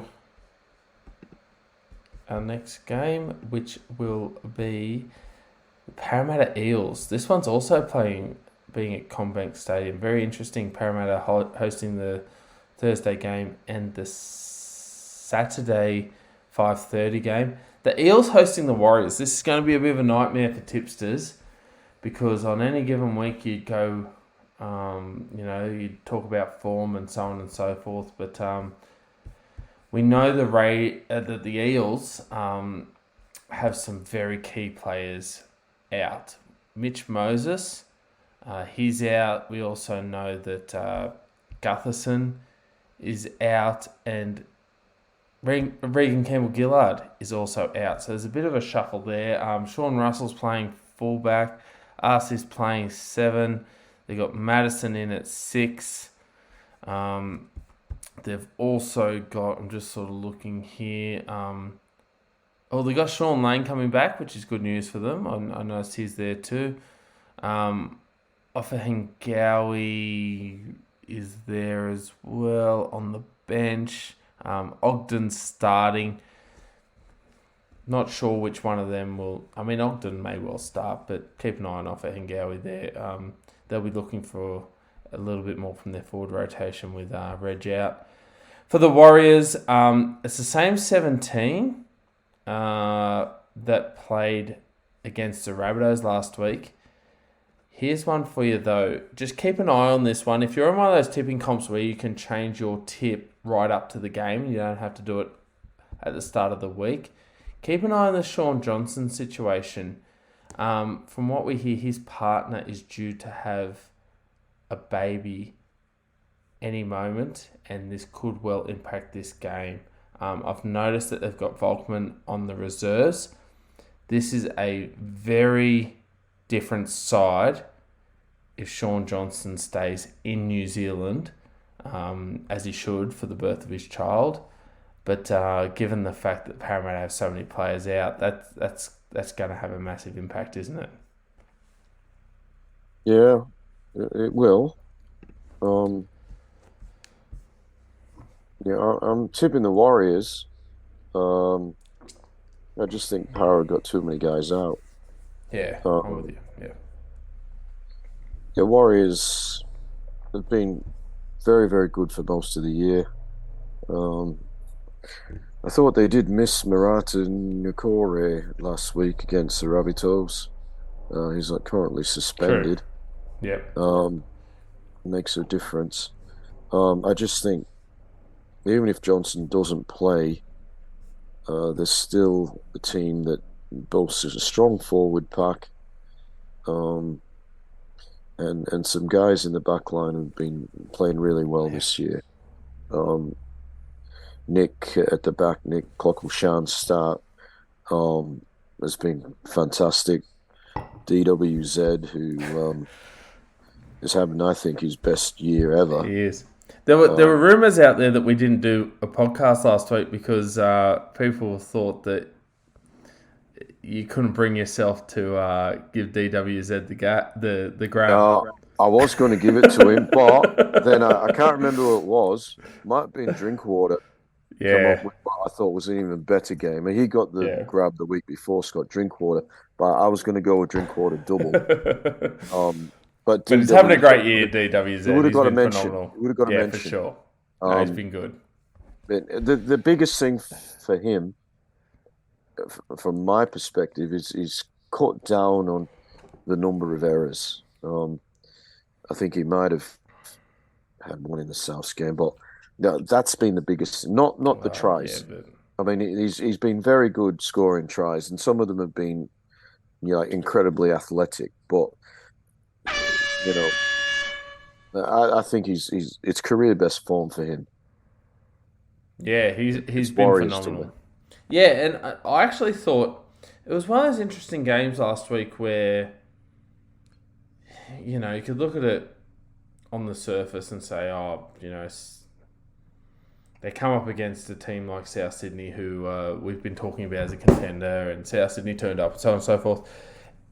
They completed really well, and it took a lot of resolve, a lot of resilience from South to hold them out. The Warriors have a lot in them. I think there are too many key players out here for Parramatta, and this is what we were alluding to earlier. If this game was played any other week, I'm probably tipping Parramatta. If this was played in a fortnight's time, all of the Origin players are there. Their best forward, their halfback, their fullback, which you could... I'll say it. That's their three of their most important players out this week for the Eels. Throw in the suspended man, number 6. Yeah, that's Norton. true. Yeah, that's Yeah. yeah, and that's So that you've effectively got from the team that we've seen this year or in the previous few years. When they're in form, it's been Gutherson, it's been Brown, it's been Moses, it's been Campbell Gillard. So it's going to be very hard for them this week. I'm going to go Warriors off the back. They've got the Loomy though. They do. Hopefully he'll be illuminating everything as they go. So, look, they've still got some quality there, but I just too many key players out. And you'd think if you're a Warriors fan, you'd be going, "Yep, we got Parrot at the right time. We're good this week." So you'd wanna hope so from the Warriors' point of view. So I'm going Warriors in this one. The next game here is at Accor Stadium, Saturday evening, 7:35. The Rabbitohs, technically the home team here, against the Bulldogs. We alluded to it earlier that the Rabbitohs have a host of players out, and that's not a pun, considering Jacob Host is one of them. But to add to players like Jacob Host, we've got injuries to Campbell Graham, Latrell Mitchell, and Jai Arrow. To compound that, the Rabbitohs are missing through Origin Cody Walker, Cam Murray, Damien Cook, and Keon Kaloa-Matangi. So there's a million in, a million out. Hawkins will be playing 5'8" with Ilias. Havili starting at hooker, which he actually has previously with Cook coming off the bench last week. But the main players coming into the side, you've got Ben Lovett playing, I think, only his second game from memory. In the second row, he's starting. Shaq Mitchell at lock. Young Tallis Duncan gets another run here on the interchange. Mamazoulis, who's a hooker off the interchange bench, he's going to be in that rotation, I'd imagine, with Havili probably playing some back row at some stage. Young Tyrone Munro, who was the sensation last week, the 18-year-old, holds his place on the wing for the Rabbitohs. We didn't get a chance to talk about him last week, but he came in last week for the Rabbitohs, scored a try, put a kick in for another one to set up. I've got to get this right. In 1 year, he's played SG Ball, Flegg, New South Wales Cup, and first grade. Don't think I left any out there. So great to see him hold his spot there, which means that Richie Kenner's going to go back to the reserves. Some first grade experience and some up and coming talent on the reserves list there with Kenner, Karapani and Dane Gagai's brother, Jacob Gagai, there on the reserves in the backs. Saluka Fafita and Liam Knight also making up the reserves. So even though there's all these injuries and Origin impacts, the players weren't making. There's still players there struggling. Cartwright not on the side. I don't think he's injured at the moment. It's interesting because there was news this week that he's actually signed for the Knights for next year. So. Best of luck to Jed Cartwright heading off to Newcastle. For the Bulldogs, they're coming off the back of a catastrophic loss. I think that's the only word. And look, the only thing that can make you feel better after a massive loss like that is the sex bomb. Toby Sexton. Didn't see this. This was coming out left field. I didn't even... call me out of the loop. I didn't have this on my radar at all, that Toby Sexton was possibly looking for a new club, but he's coming straight into halfback. He came over from the Titans on Tuesday, so he's going to have a few days with the club and then play first grade on the weekend. So that we've got Perham out of the side, other players out of the side. Addo Carr for Origin, obviously. And I'm just looking here with the reshuffle. Avarillo's at fullback. Topon and Burns in the centres. Yes, there's a bit of a shuffle there. Obviously, Matt Burton there. He's not needed on Origin duties this week. Pengai Jr.'s on the bench. This is a very intriguing game because... this is another game, as we say. If this was any other week and the Rabbitohs had their Origin stars, I mean, obviously injuries happen, but they've got 4 players out due to state of origin. This is effectively a mismatch of the New South Wales Cup and first grade side, but they're also coming up against a Bulldogs team who will be looking to bounce back from a catastrophic loss, as I said. Given the fact that South Sydney are down on troops, I mean, at what stage does it become, they're down on troops enough to bring the Bulldogs into this? Are they missing enough players for the Bulldogs to be a chance here? Yes, they are missing enough players for the Bulldogs to be a chance. Whether that actually turns into 2 points for the Belmore-based team, I'm not sure. When I did my tips last night, I think I tipped the Bulldogs. But what do I know? There is a rule of thumb now for our listeners. Write down Griffo's tips and tip the other teams. And go on. Look, if Souths win this game, they're going to absolutely be cheering because we did see him drop a game against the Dragons maybe 3 or 4 weeks ago. They were down big time, but came back with a flurry of late tries to, they ended up only converted try difference. They won't want to drop another game against a bottom 3 team. It's almost like a reserve grade game, this one. The Bulldogs are missing players, not to Origin. Or actually, they're out of cars there. But, yeah, but it still looks like a reserve grade team. And the South team does look like a reserve grade team. I'm going to tip, I've already done my tips. I went Bulldogs. I don't know why. South side. Some guys I don't know too much about. And I guess that's why I lent to. I don't know. I might change my tips. I look at this Bulldog side. I think they're pretty ordinary. I don't know. I don't know a lot about a lot of these guys, other than they're a team that just. I mean, I still don't understand Ockenbaugh. And I didn't think he was a good second winner. rower. Yeah. I think he was a good winner.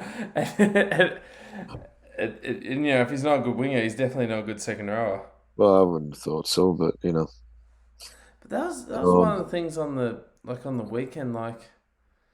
They have the type of team, the Bulldogs, that would go. Because there's been a lot of talk about Seraldo and his coaching, and I think he's a good coach, and obviously he's working with apples at Penrith and oranges at the Dogs and so on and so forth. But they've got they've got a second rower. They're defending. How do I put it? Last week, let's look for example. They had him, and he was basically defending next to one of their inexperienced players. They had their what's his name? We played half last week. No, Burton was. Oh no, the other bloke that played in the played 5'8". His name escapes me now. But anyway, they've got him. They've got him defending. Khalid Rajab. Yeah, Rajab. They've got him sort of defending next. And you're almost thinking if you've got players that are new in the side, you're playing limit, you're not playing full minutes, you're trying to get them into the game. You've got a winger defending at second row next to him. They just ran at them the whole time. It's just, I know that seems very simple, and people say, oh well, coaching's a lot more complicated than that, but you get decisions like that, which just baffles me with the Dogs.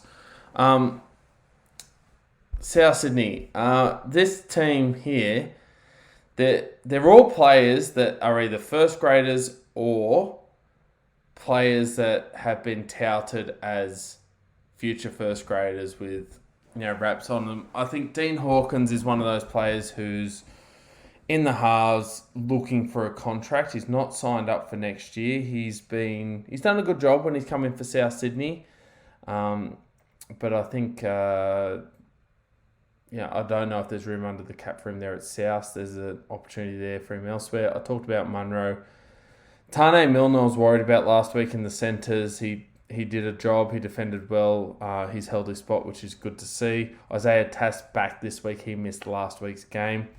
In the forward pack, Ben Lovett's only played one game, as I said, for South, and he did a good job there. And when you look at the bench for South Sydney, Hame Sele has been a player that's started for South. Davey Mawale, he's also started for South. He's one of those ones with who's in and out of the first grade side on a rotational basis. Mamazoulos is basically the hooker that's going to take over from Cook, and Tallis Duncan's probably one of the most promising back rowers at the club. We've talked a lot about him on the podcast. This team here, from the point of view of someone who watches them, watches all the grades and knows the players, whilst there are a lot of players missing, they should still get the job done. It's not going to be easy. I'm still going to tip South, and I'm very worried about this game. But I think that whilst there are a significant amount of first graders missing, these are players in the squad that are either playing for contracts or are young players looking to break their way into the side. So they've all got something to play for. I'm going off purely the fact that they need to show a good performance to maybe be a part of this side in the back end of the season. So if you're playing for positions or playing for contracts, these are the games we got to show up. So I think there's enough there for the fringe players for South to play for. Maybe a bit more heart than head, but I'll stick with South. Okay, so moving on to our next game. We've got the Titans taking on the Dolphins. This will be our last game of the round. 4:05 p.m. on Sunday. This one's a Titans home game at the Gold Coast Seabus Super Stadium. Few changes here, obviously, with Origin and so on and so forth. So we've got Phil Sammy coming back. He actually didn't play the Raiders game. He was a late withdrawal with a hamstring complaint. Jojo Fafita going to the bench. So Origin stars: Big Tino, Fotuaika, Fafita. So we're looking at a few players out. And Brimson. So that AJ Brimson obviously as well. I don't even know if we've been on the podcast. We actually haven't been on the podcast since they've had a change of personnel and coaching. I don't think that would have been in the last couple of weeks. Did we talk about that last podcast? I'm I not don't know sure. if we I have. think he's been gone for a couple of weeks. Okay, yeah, I I might think be they've getting had a the bit. interim coach has been there for 2 weeks. I think they had a Yeah, win. They beat the that's Broncos. right. You always pick a team on the back of a. Yeah, I think we might have done the podcast the week going into it. Yeah, Yeah. you always pick a team going into that have had a coach sacked. But a few weeks removed here, so it'll be interesting to see how they go against the Dolphins, who have Jeremy Marshall King named. I noticed he's got that shoulder problem, so keep an eye on that one. Harrison Graham, probably the player to come in if he's ruled out. Wallace and Milford both making their return from suspension. SASA in the starting side. Tough one for the tipsters here, Griffo. Very tough. Very tough. It's one of those situations where you got both teams here have shown some really good signs. And look, origin wise, the Titans, they got a few out here. So, I mean, obviously we've got some impact there for the Dolphins as well with the Hammer being out. But Brimson, Fafita, Fotuaika, Fasua of the Tino variety. There's a lot for the Titans to overcome, especially when they're already having an inconsistent season.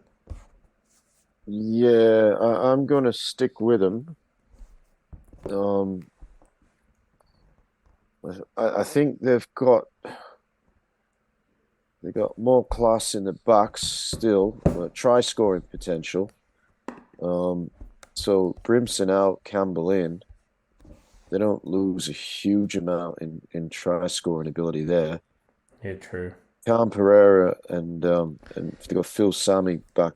I don't know if we played last. Oh, that's right. You said that. They had Jojo Fafita there. Jojo, he struggles in defense. He's good in the air, but not so good stopping the tries. Or Jojo, or young Jojo. Shoop Dog's there. He was out for a while. Kelly's a good attacking player again, not the best defensive player. I think they'll score tries. The forward pack's got names there. They got Isaac Fasumalo Awi, and they got Cleese Haas. I think they'd love it if it was Tino. The other. Hey, the brothers. The forward pack of the Dolphins actually looks pretty good. Couple of Bromwiches. I think Connolly, he's had a good year. Lemuelu. I might not have said that properly, but apologies. The question mark on Marshall King. Without him, they just not the same team. He's been good when he's been playing too. Has been good, yeah. But I'm off. Well, I was off the Titans, and I've always been off the Dolphins. I'm struggling, but I've got to go Titans, Graham. I'm going Titans in this one too. It's one of those. Yeah, it's one of those weird ones where, they've got more players out, but it's not as simple as that. I think the Dolphins, there was the excitement at the start of the year. They were in good form, and then the wheels really fell off. I'm going Titans with this one because even if you look at, like I said, that back line of the Titans, I still think it looks really good. Like Campbell, Pereira, we know Pereira. Try scoring potential there. Yeah, it's really good. I think the question mark is how they go in the forwards. I think if the Dolphins are to win this, it's going to be a really big forward battle win for them, which they have the potential to win. But, then you've got to... Oh, it's a tough one, but I think I'm going with the Titans. I'm going to stick with the Titans. I had them down on my tip sheet to tip. This is probably the hardest one for me to pick throughout the week, so I'll stick with the Titans. point out before we leave this game, I think we've got a new addition to our carpool favourites. Here you go. Number 17, Jacob a lick. A lick. Yeah. Yeah. I like a lick from now. I like a lick. Yeah, every now and then. Yeah, So every now and then I'll like have a lick. Yeah, good on him. Yeah. Yep. Yeah. Tip No, of my tongue. Yeah. If there's going to be one name that's on the tip of your tongue this week, it's Jacob Ulrich. And that brings us to the end of our preview for this week. So, look, plenty happening in footy this week. It's always nice to add another one, isn't it? Yeah, we got many favourites. Half of them don't even get on the bloody field every week. We're still waiting. What's the bloke We're from still Manly? waiting for going to come. What's it? He's there every week on the list for the Warriors. What's his name? Going. He's never coming. Yeah. There he is, Kalani going. Yeah. Kalani going, but he's never coming. Yeah. But poor old Gordon, he can't come. Oh, yeah. Chad, come, Tom. Whatever. Yep, no, we like him too. Yeah. We've got. At least we saw him in the trials. True. But yeah, a lick. How good's your pronunciation? Not very good. You got the teams up? Sharks, number 16. Sharks, 16. I'm not familiar with Jesse. Oh, Calhoun. It's called. It looks nothing like it, but I've he did play I think a trial. Or he might have played last year actually. I think he has. Calhoun. Yeah, Jesse Calhoun. Because if you went sort of phonetically, I think they call it Calhoun. But apparently it's Calhoun. I remember back in the 70s. We must have offended someone by now. No. Well, back in the 70s when I used to watch the wrestling, before it was like... Oh, yeah. Haystacks Calhoun. It was Haystacks Calhoun. Big dude. So this might be his grandson. Big Haystacks. I'd love to see it come out with the... You've seen footage here, because he had sort of those... I won't call them overalls, but those like farm from America. Yep. Big Haystacks. Yeah. So I think big it's dude. probably his grandson. He had like the denim. It was like the denim overalls. Yeah, those things. What do they call them? When it's not a belt, suspenders. Yeah. Is that what they are? Are you talking about like the braces? Yeah, those ones over the shoulders for the. Yeah, it was almost like a. It was almost like a the denim. Listeners can't see what you're doing there, but I got the hands going up from my shoulders down. From my memory, he had like the It was like a denim bib and brace. Is probably one way to put it. From anyway, like he was covered up. Like there was no skin showing with Haystacks. He was all covered up. Yeah, like the shirt underneath. Yeah. Yeah, and you couldn't see any needles in there either. No needles in the haystack. You couldn't find them. But no. But anyway, so I think this is his grandson, Jesse Calhoun. Good to know. Wrestling we'll fans will love that. I'll tell you what. So when we get to State of Origin, he's playing for Texas. He is. Yeah, which is in Queensland, I believe. That's in Queensland. Yeah. I think there is a Texas somewhere in Queensland. There you go. I think it might not be Queensland, but I think it is. But so there he is. Yeah, Texas, Queensland. I think there is actually a town. There is. Well, there you go. Texas. What sort of area am I in here? Somewhere sort of inland. Oh yeah, okay.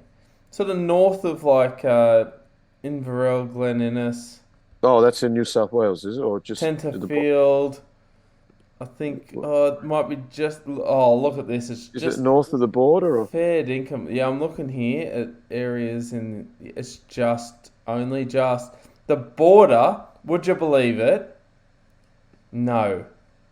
The border for Queensland and New South Wales runs along the bottom of the border of the town of Texas. Right. It is on the border. It's just north of the border. Yep. Okay. Because I'm looking at these towns here. I'm working my way around. I'm going, oh yeah, there's Inverell. Oh yeah, let's work our way up. Oh, and then you got Texas. But yeah, right on the border. Oh, Oh, yeah, if you drew a line, it's sort of, oh yeah, it's south of the Gold Coast. It's actually south of Byron Bay. Isn't it funny how the border works? But it's in Queensland. all right. If I had to say it was in line with something, if we're talking sort of north-south, go inland from Ballina, past Okay. just sort of north-west of Tenterfield. All right. Well, Tenterfield's in Queensland because that's where Billy Moore's from. The Queenslander. He's from Tenterfield. Yeah. And Greg Okay. I always Inglis thought is from Tenterfield further was south. in New South Wales. Anyway, It is. But but you know, as the song says, yeah. that's in Queensland. Yeah, Well, that's true. Kempsey's in Queensland, isn't it? that's right. Maxville, No. wherever he's from. Anyway, Anyway, we've talked enough what can shit. you do? We have. But I do like that we've got two favorites now. I Two also added, like Lick and Calhoun. yep. I'll tell you who's good for a name. The Bulldogs. I like Yeah, their side.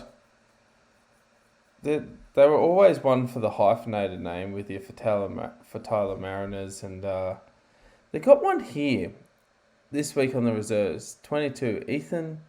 I'm assuming it's Quai Ward. I like that. oh yeah, yeah. Bridge over the river, Choir Ward.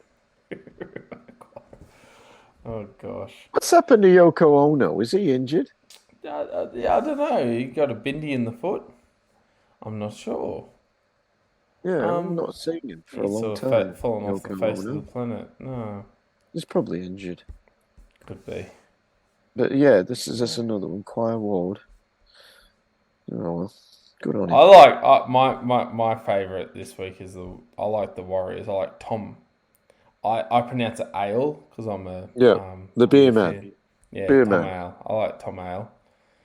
I Yeah. like it. Yeah, yeah. But he might fall out and going might be coming. So you never know.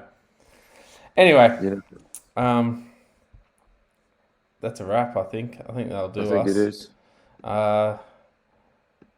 Believe it or not, out of all that, there's a big game of footy this week. Although we'll be back on before the big game of footy. We will. Origin Most likely, yeah, Tuesday. Wednesday. We'll pump one out Tuesday. Quick Yeah. preview. So jump on it Wednesday. Otherwise, it's all redundant. But this week, there's some good games, some intriguing games, and hopefully your team, if they're affected by Origin, gets through. A lot of buys, a lot of teams looking for Yeah. they're happy to get the 2 points. A lot of teams up the top getting the 2 points this week. Who we got with the buy this week? I probably should There's a few teams let the buys. listeners know about that one because we've There's got the Broncos, the Panthers. Storm, the Panthers. There's no Roosters that we've been through, so they've got Nah. another bye. Broncos, Cowboys, Knights, Roosters, Panthers, Seagulls, Storm. Yeah, I mean, it gets back to, early in the piece, one of the conversations we had was, what's like they're putting out content, the NRL, but it's ordinary. Really? I mean, you said there's some good games. I'm selling it. Yeah, It's only I because don't think Tigers Sharks is a good game. Well, I'll tell you what. The only reason that some of these games are good games is because good teams are being pegged back. Like the Yeah. Eels Warriors game has become competitive. The Rabbitohs Bulldogs has become Well, it's a competitive. reserve grade game all round, that one. You got one reserve grade team and the other one who now a reserve grade team because of injuries and Origin. Like, yeah, it's very much a second class round. It really, I think it strengthens the argument of just suspending the competition. So you're putting your premium product on.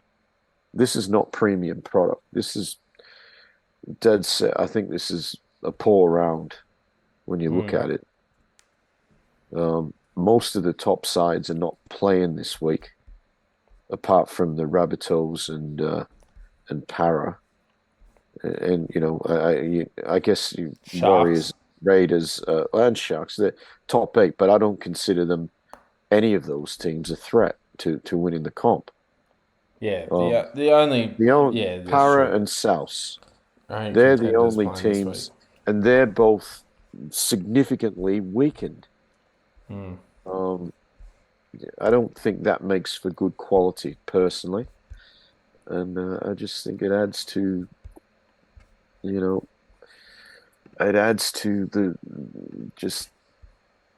you put your best product out every week. I mean, the NRL is a great product, and early in the season, we saw magnificent games every week. Most games were great. When it was just changing now, we're getting a lot of blowouts, which is not uncommon towards the end of the season. But this is a not hot premium quality round of football for mine, and obviously related to Origin. Yeah, I don't like it. I don't like it at all. But it is what it is.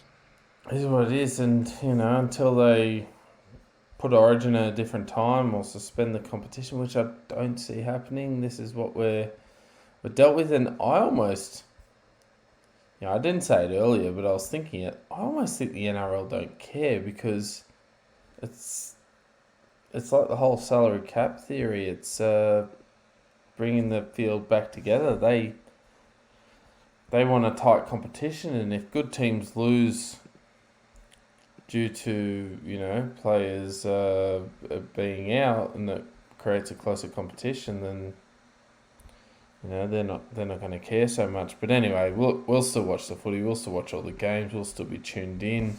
I think if South lose this game, that really makes it difficult for them to get into the top 4, I think. Oh, yeah. They can still do it. They're good enough, but it really makes it harder for them. There was an important win last week when they got over the Warriors. But if they were to drop this game against the Bulldogs, a team that most other sides that are contenders will beat, and beat twice if they play them twice, like the Sharks, then that really, you don't make the top 4, your job's tough to win the comp. So if you'd really want your team to be able to overcome the Bulldogs, and they'd have no trouble doing it if you put the Origin players in there and say, okay, Bulldogs, you can have that old car. It's a dead rubber. We don't leave the players out. That's what they used to do in the past. If it was a dead rubber, the guys could go and play for their club side and then back up for Origin. South would win for sure, no doubt. But as it stands, I think there is some doubt there. And if it costs them a top 4, it potentially costs them a premiership, I think. It's funny you mentioned top 4. I was like, oh yeah, the way they've been going recently and struggled through this middle part of the season, I'd just be happy for them to make the 8. A lot of the talk about South fans, a lot of the talk about South fans is make the 8, ensure you've got everyone on deck, go from there, and that's where they've been. But who knows? I agree with you. It's going to be tough. There could be some upsets this week. Tipping's been a nightmare for everyone recently. Take our advice at your peril, and enjoy the footy this week. Yeah, have a good weekend, everyone, and we'll be back next week. See you guys. Take care. Thanks for listening.